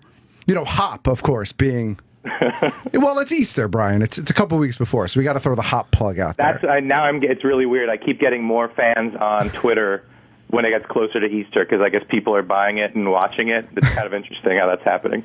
And I get residual checks around Easter every year now for the rest of my life, which is kind of awesome. Nice. Yeah. You're the Christmas story of Easter. Yes, I am. There you go. You can give it up to me for Lent. Okay. I will send you the check because you guys mentioned Monster Motors. You get it. Nice. Booyah. All right. We have to talk about Minions, though. Yes, this is a big deal. It needs help because it's a little independent movie. So. Yeah, right. No one knows about Minions. But my question for you about Minions. So, for those of you that don't know, Brian did the script that you wrote the script for the film. Is that I wrote that? Yeah, I'm the only screenwriter on the Minions movie. Okay. Did that spawn out of what you did for the ride? Because you worked on the ride, too, in Universal Studios, correct? I did. Well, yeah, what happened was the same people that made Hop made Despicable Me. And when Hop was wrapping up, they're like, do you want to come into a meeting about the ride? Because we know you like to go on amusement park rides. And they said it very patronizingly, just like that.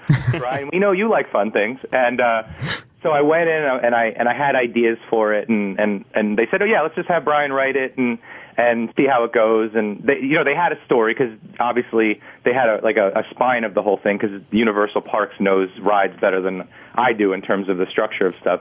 And then I just kept adding to it. And at any point I figured they'd be like, thanks, Brian, we'll take it from here. But I just kept working on it.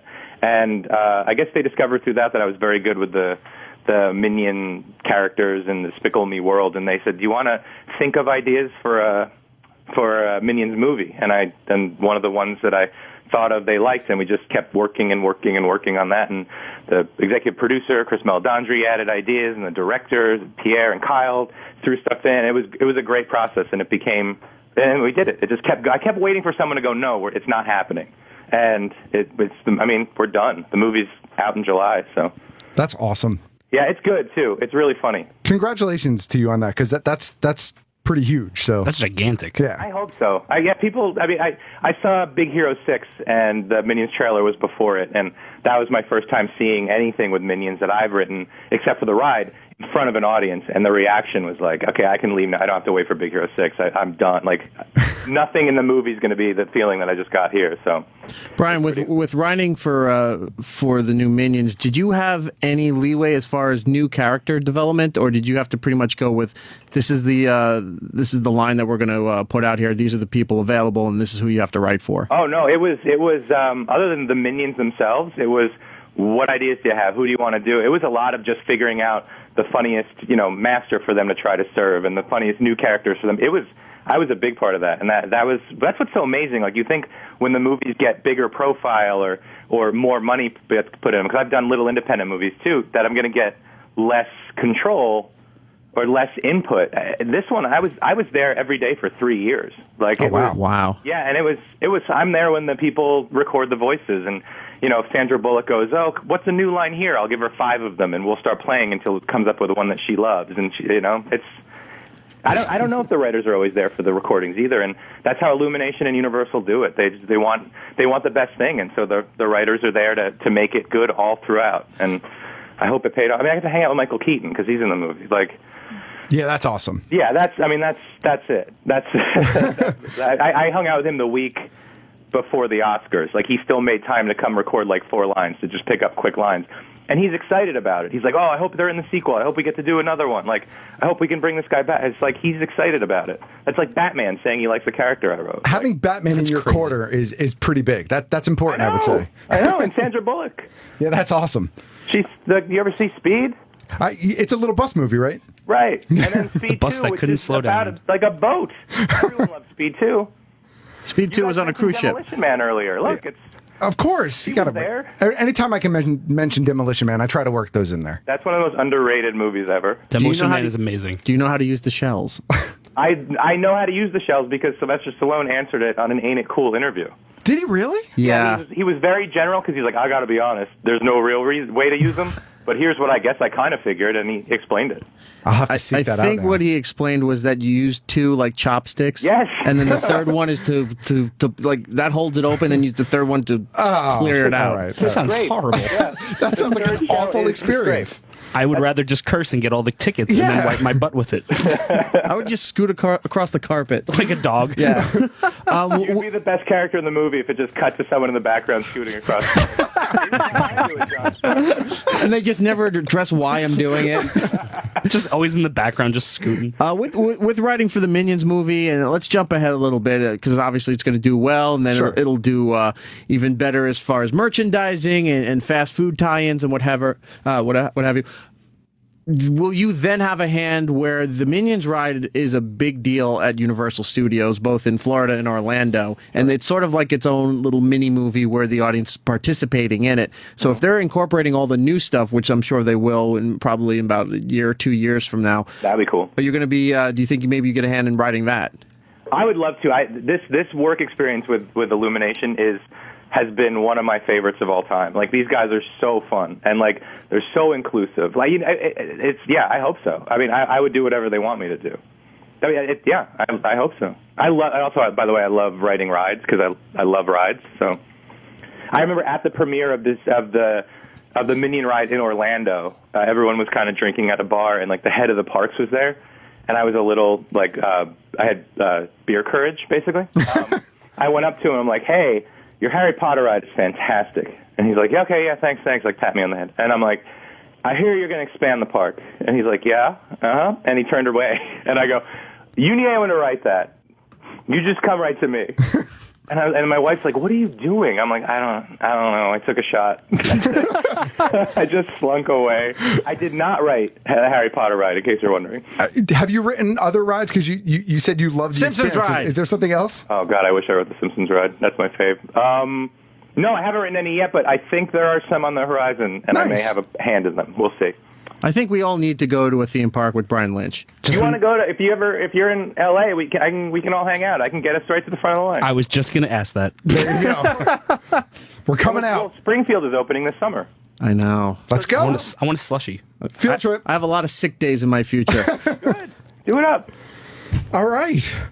Well, Brian, thank you so very, very much for giving us some of your time. By the way, I'm a huge fan of your show. I love it. Thank you. You don't have to lie. You're already on the show. Dude, I followed you on Instagram for the last, I think, over a year. I read every consumer review you put up, I know. I was just telling my friend about it. Before I knew I was on your show, I was telling about it. Well, thank you for wasting your time following my Instagram. Brian Lynch, you're on Twitter as Brian Lynch, BrianLynch. Are you on Instagram as well? I am. Is it the same spelling? I think it's Brian Michael Lynch, I think. Okay. Somebody else had Brian Lynch, probably. Right. A lot of nudes. A lot of So follow him on Twitter and Instagram. Of course, the most triumphant return of Bill and Ted is available now. If we can get some copies to you, I'd love to have you sign them, and then we could do a giveaway. Are you? Yeah, of course. Yeah. That would be so awesome, and even some of the Monster Motors too. Yeah. Awesome. Because I think I'm hooked on that now. Oh yeah, you have to check it out. We'll make it happen. Cool. Yeah, I'll send you PDFs. I'll send you copies. I'll send you whatever you want. That'd be Nice. great. Anything else that we didn't cover? Minions? No, I think we got everything, right? I think that's just about it for now. Oh, by the way, Brian Johnson says hello. Isn't that awesome? I can't believe this whole channel is like my old friend day. Like Brian Quinn called in, too. It's weird. If you didn't hear this morning or the replay, it's also on the SiriusXM. The brand new app is out, by the way. Check that out, but on demand. Brian Johnson from Comic Book Men, best friends to Kevin Smith, was on Opie and Jimmy today, talking about a whole bunch of stuff. And right before we went on, he pulls me aside and he goes, "You have Brian Lynch on the show today?" I was like, "Yeah," and he goes, "I love Brian Lynch." And then he was telling me like how great friends you guys are. He said, "Tell him I said hi." I said, "So I'm telling you guys." He said hi. Thanks. I don't know why I sound like Jackie Mason doing it, but I did him on Twitter and Instagram as well. There you go. So shout out to them and tell them Steve Dave. There you go.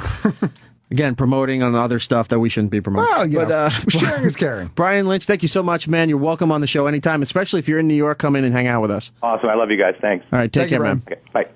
That was great.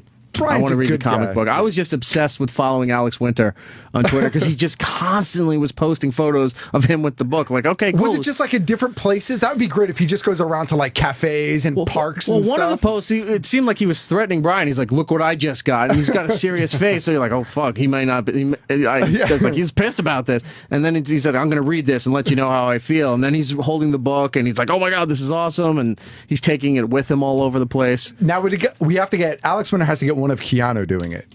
Oh yeah, that would be awesome. I lived on the Upper West Side for a little bit, and I saw Keanu Reeves on the subway all the time. Oh really? And one time I saw him there, like reading the newspaper, and he had a big beard like I have. Yeah. And I was like, "Oh, is that Keanu Reeves?" I can't tell because he's got like this big beard. And then he was reading a script and just gesticulating on the bench, like. Blah, blah, blah. I was like, "Yep, that's Keanu Reeves." It's like you've come a long way since the Rush Paula Abdul video. All right, we're going to have to take a break. Thank you again to Brian Lynch and Chris Elliott. Before that, we're going to get to Rosie McIver. McIver. Yes. McIver. The star of the new series iZombie on the CW. We're going to get to that right after the break. We'll be right back. Let's do it up. Beat it.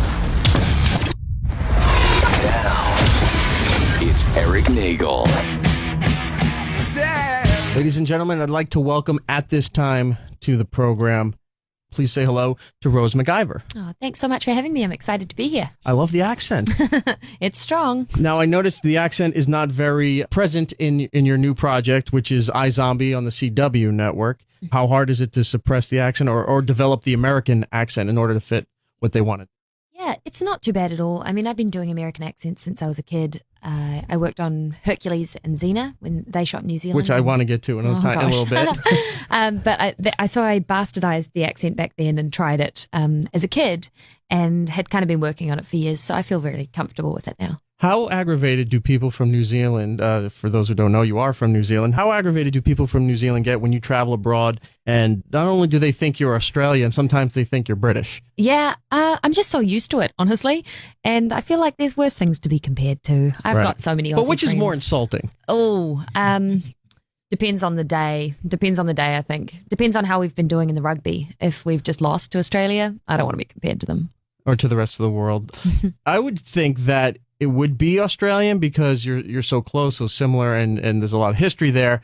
But on the other hand, if people are saying you're British, there are people that really haven't traveled and explored the world, because there is a definite difference between Australia and New Zealand and what the British accent is. Yeah, I think it's a much kind of greater difference, but it's their loss. They haven't traveled. Yes. You know, I'm not offended.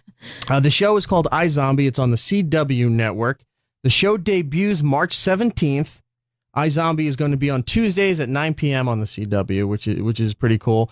You moved a very popular show off their time slot with Supernatural. I know. Has a big I won't even say cult fan base, because it's even bigger than that, because you're starting to see them at cons and toys and a whole bunch of stuff. It's gone pretty mainstream, and they have a very passionate fan base, and they're moving them to Wednesdays in order to make room for you guys. I think the good thing is they have such a huge fan base. Their fans will go with them. They have it sorted. And we actually had a really nice dinner with all the Supernatural gang up in Vancouver. We shoot in the same locations. And so, yeah, it was really good to get to know them. I think they've created such a great show, and it's awesome for us to be able to follow The Flash, the DC Comics night, we're calling it. There's a lot of social media presence from people involved with the show, the network, even yourself. You've been promoting it pretty heavily on your Twitter and your Instagram. It's Rosie McIver on Twitter and the Instagram. Correct. Have you seen any pushback from, just because the internet sucks? Have you seen dumb fans saying like, I can't believe you're moving Supernatural? I mean, you can set the DVR now. It doesn't matter what day it's on anymore. To be honest, I think I mean, there's been such an overwhelming amount of like good feedback and great things. Occasionally you'll get some trolls in there that don't say very nice stuff, but that's kind of been happening forever, and it happens too. I remember somebody telling me that, like, for example, if Taylor Swift said something like, oh, I had broccoli for dinner and I didn't like it, there'd be somebody out there who said, well, broccoli saved my mum's life because she did a, like, you can, no matter what you say, it can be taken one way. So I'm pretty good at not feeling that pressure at all, but everybody's been really lovely and supportive by and large. I don't think you get much social media pushback, do you? No. You really haven't done anything to cause any problems, but that doesn't stop anybody either. No, exactly. Well, that's what I mean about the Taylor thing. She's too nice. She's too cheery. Stop I hate smiling. her. Yeah, exactly. iZombie, for people who don't know, it's an adaptation of the comic book. I'm not 100%. I only saw a couple episodes, but I'm not 100% sure how much you're drawing from the actual comic itself. Well, the premise is that Liv is a zombie who eats brains. And Liv is your character. Liv is my character. Olivia, and Olivia Moore, Liv Moore. But yeah, it's very much like the same wry sense of humor and the same kind of kick-ass, strong female lead. There are things that we've definitely drawn from the comic, but at the same time, I've worked on so many adaptations before, and there is a big difference when something goes to screen, and there's certain things that do and don't work. And so it's been changed in the ways that we think serve it as a TV show. And hopefully still it retains the kind of essence from the comic book, because I think that they're a great series and I'm a big fan of them. The comic, anybody wants to go back and explore, is an old, it's part of the DC family, but I believe it's a Vertigo imprint.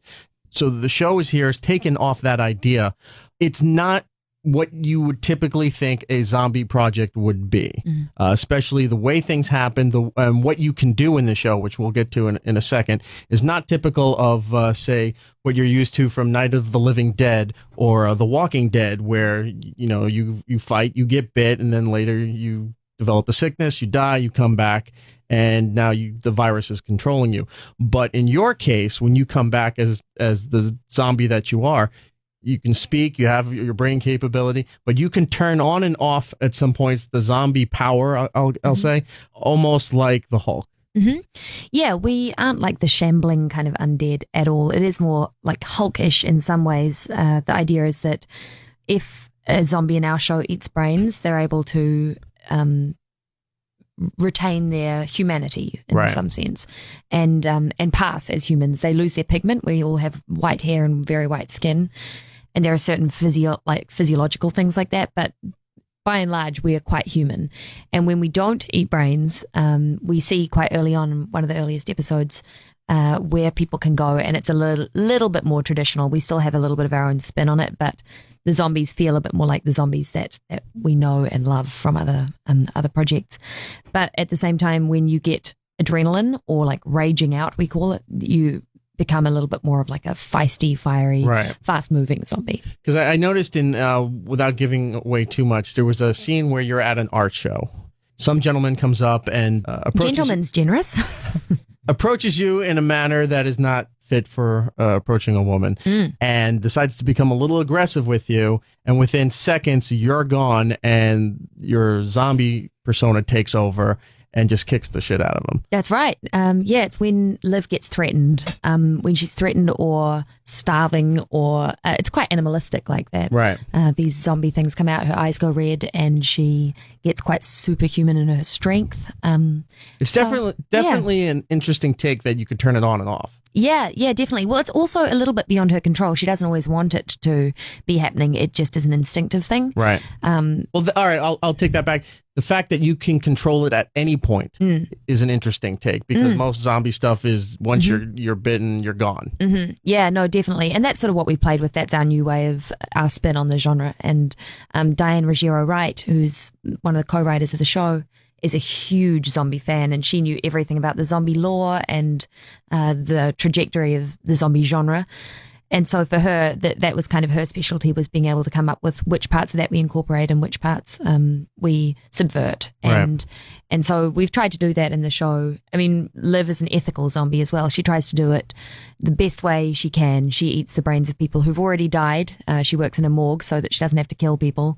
So that's sort of our special thing, is that zombies don't have to be bad guys. Now, where did the concept of you come back very albino, like there's a lot of albino jokes in the show there. That's more of a vampire kind of thing, that you lose the pigmentation and what have you. What was the significance of crossing it over into the zombie thing? I think it was to have a distinctive look that set zombies apart from humans in our show, but that still kept them in a realm where they could pass off as humans. So it was something that would be... A lot of people don't know...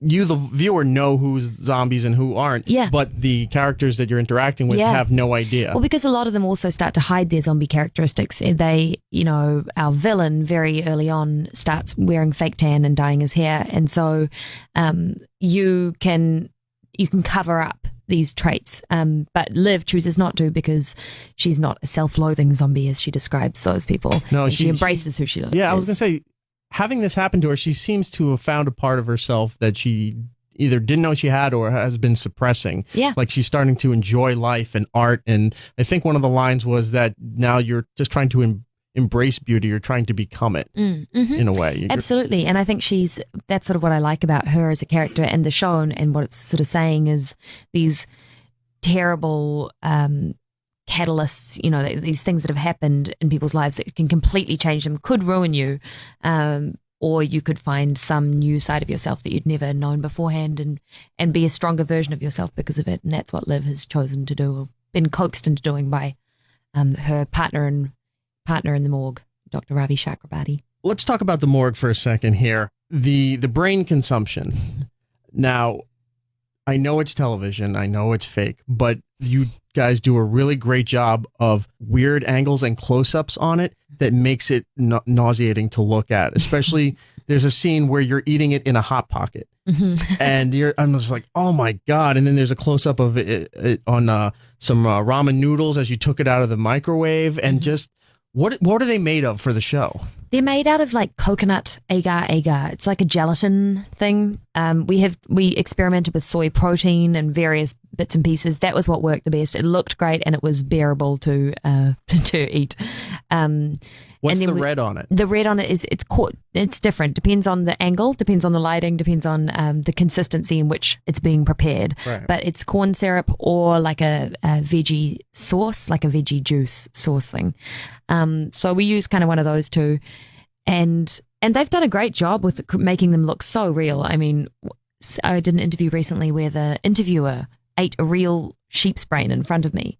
And that was when I truly... It's a delicacy. I know. And I looked at it and I was like, right, our props department really nailed it. It's right. Very and smart. it's amazing that that's some of the specifics that they really nail. That's one of the things where I read a lot of reviews. The show people think is sort of Buffy-esque, like Buffy the Vampire Slayer. So it's got great storyline, drama. There's some romance angles, but comes off a little Scooby-Doo-ish at times, which is what Buffy was. Not that that's a bad thing, but it's not what you think of zombie stuff when you're thinking like Walking Dead, where it's very grim and very violent and all this stuff. So you have all this going on, and it's hard to take some of the things seriously because you're laughing at it. But then as soon as you get to the brain shot, you're like, I can't, why am I watching this? Well, I sort of like that about, I love that about the show, is that we don't take ourselves too seriously. It's like, just as these heightened things are happening and the stakes are raising and it could be very melodramatic, everybody within the scene will have a bit of a laugh at it, or say something that kind of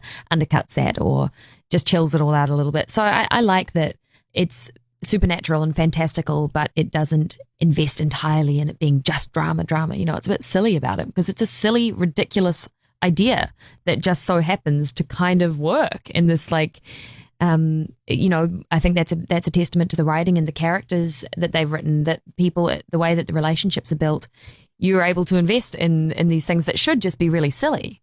I think this show comes at a great time where it's not a bad comparison to be matched up to the Buffy and Angel camp, because that style of show hasn't been done in a while. There was a bunch of shows that were, and that kind of genre feeling for programming has gone to the wayside for a while, but you're bringing it back.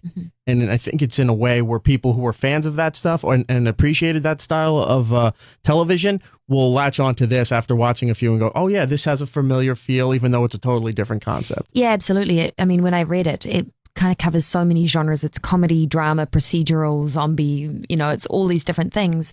But tonally, when I've watched the first couple of episodes, I do feel like there's a familiarity about it, and there's kind of a cohesion, and I think that people who have enjoyed those sorts of shows before will really find that appealing in this. How many episodes have been shot so far? We've shot 13. 13. So it's a 13 episode season right now? Correct. Okay. With that being said, did you have some kind of stipulation in your agreement that you weren't allowed to tan at all? Because you're pretty well made up as being pale, albino-esque in the show.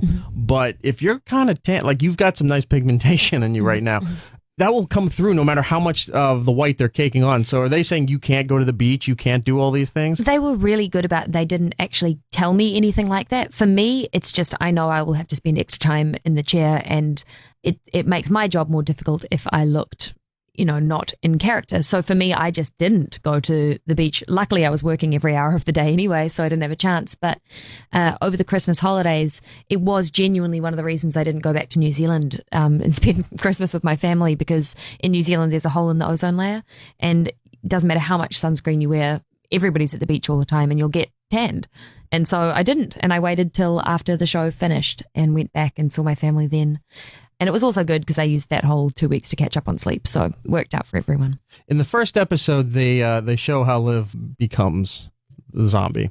In the future episodes, do they really explain more detail of the story as to what led to that happening? Because you see how it happened, but you don't really know what caused all of that. They cut to right in the middle and ending of the incident that caused you to become a zombie. Do they go through the origin? Yeah, no, they totally do. We, especially as the season progresses, we start to learn more and more about what may have caused it. And there's various theories and there's various paths that we start to go down, exploring that. But viewers will start to get some answers, and they'll also be asking other questions. iZombie will be on Tuesdays, 9 p.m. on the CW there for those who want to set their DVRs. Have you been to any kind of con anywhere in the world? I went to Comic-Con last year. San Diego or New York? San Diego. San Diego. Okay, that's the big one. Now that this show's out, you're going to see, it's only like 4 months from now, the next San Diego Comic-Con. You're going to see people dressed as you. You're going to see some kind of, whether it's officially licensed or not, merchandise of your character, of your show out on the floor there if you go shopping or whatever like that. What do you think that's going to be like if you run into somebody and like, oh my God, she looks exactly like me?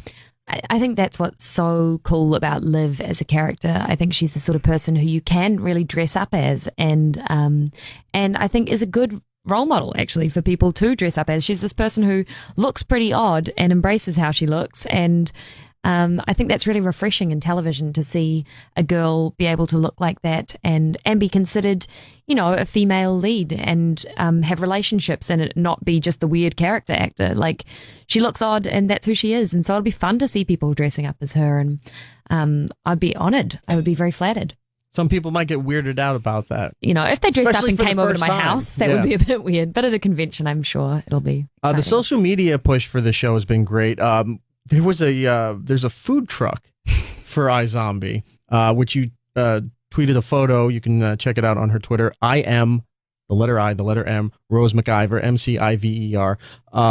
It's a food truck. It was here in New York, and the menu was under Brain Appetit.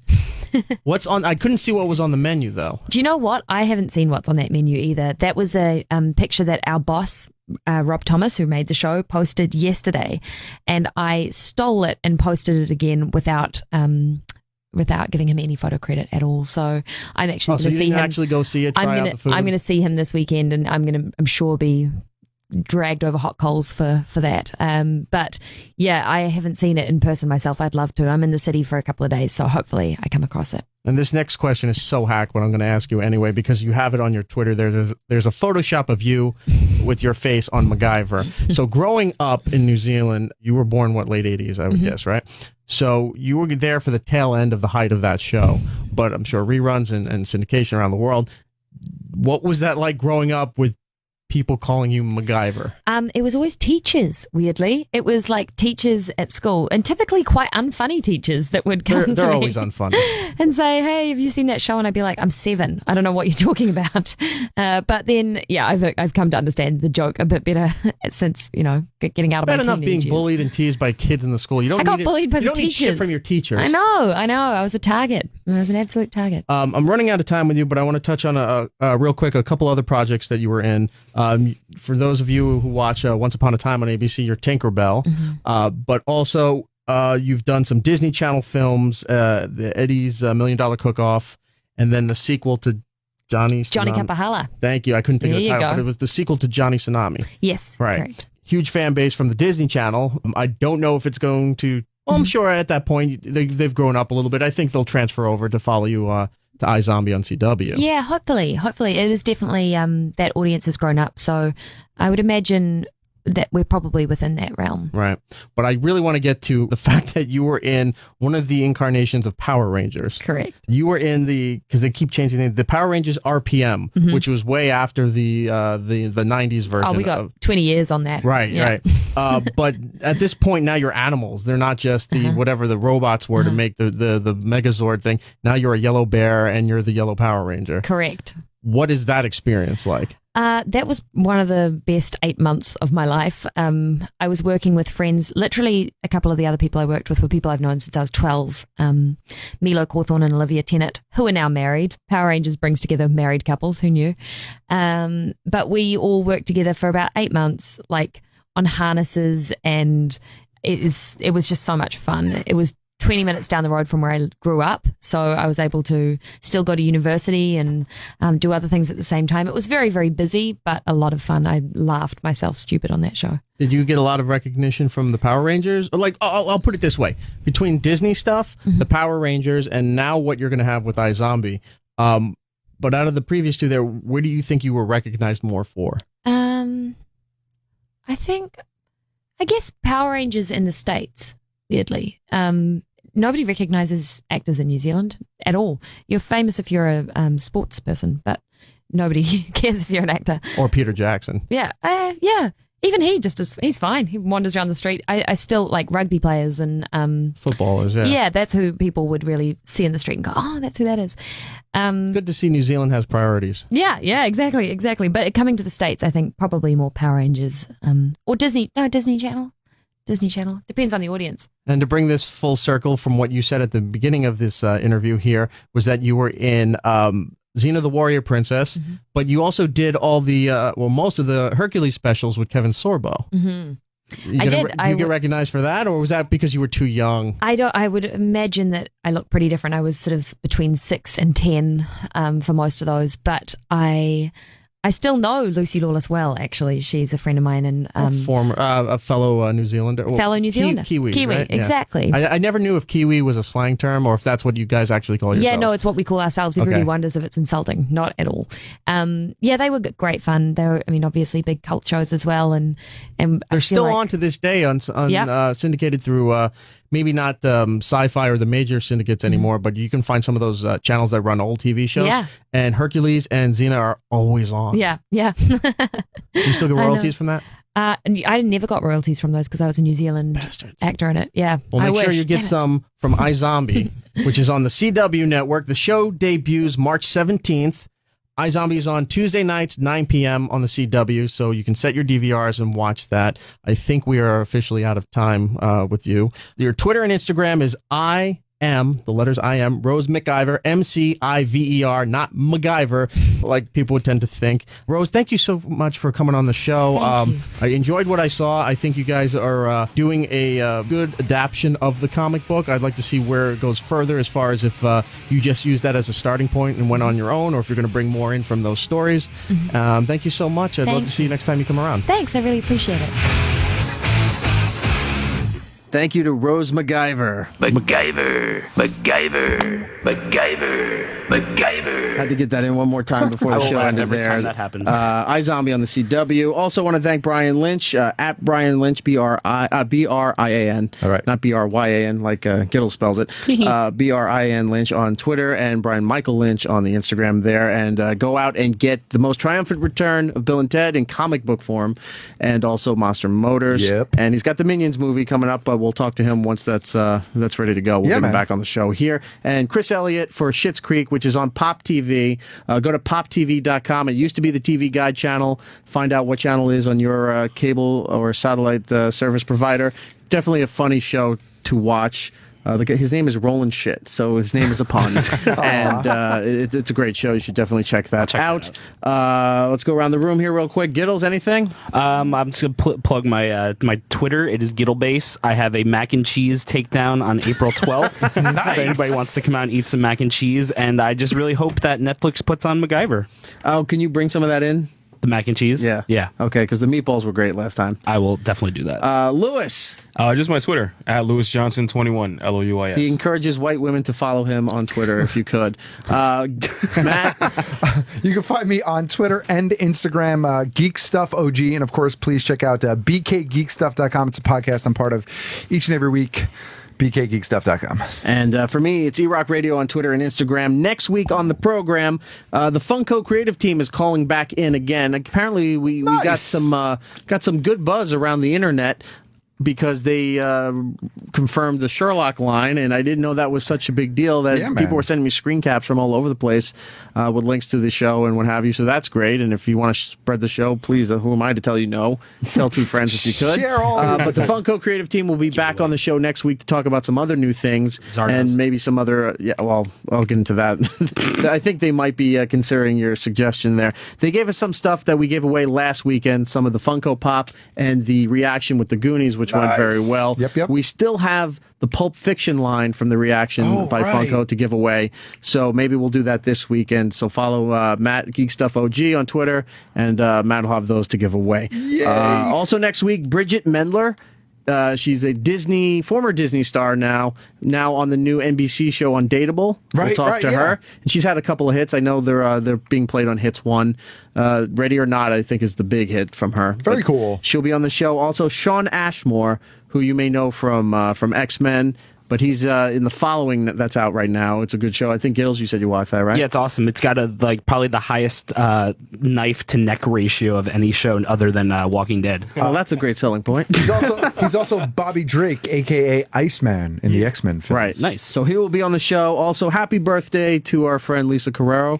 Today's her birthday. And she'll be returning next week as well. Oh, nice. Also want to point out there is a YouTube account, youtube.com/It's Erik Nagel, no apostrophe, all one word. A bunch of our interviews and whatnot are up there, so you please subscribe to that. Check that out if you could. And we mentioned the toy giveaway. So I guess that is it. Yes. So until next week, we're a busy show this week. We'll be on demand. Probably give it a couple hours. It'll be up there, hopefully, God willing. And busy show next week. Thank you again, everybody who takes the time out to listen to this show. Absolutely. And to respond to us on social media. It does not go unnoticed, and it is appreciated. Until next week, we'll be seeing you. And that's all the time we have. Follow the guys on Twitter and Instagram at eRock Radio and at GeekStuffOG. eRock Radio and at GeekStuffOG. The show should be back next week, right here on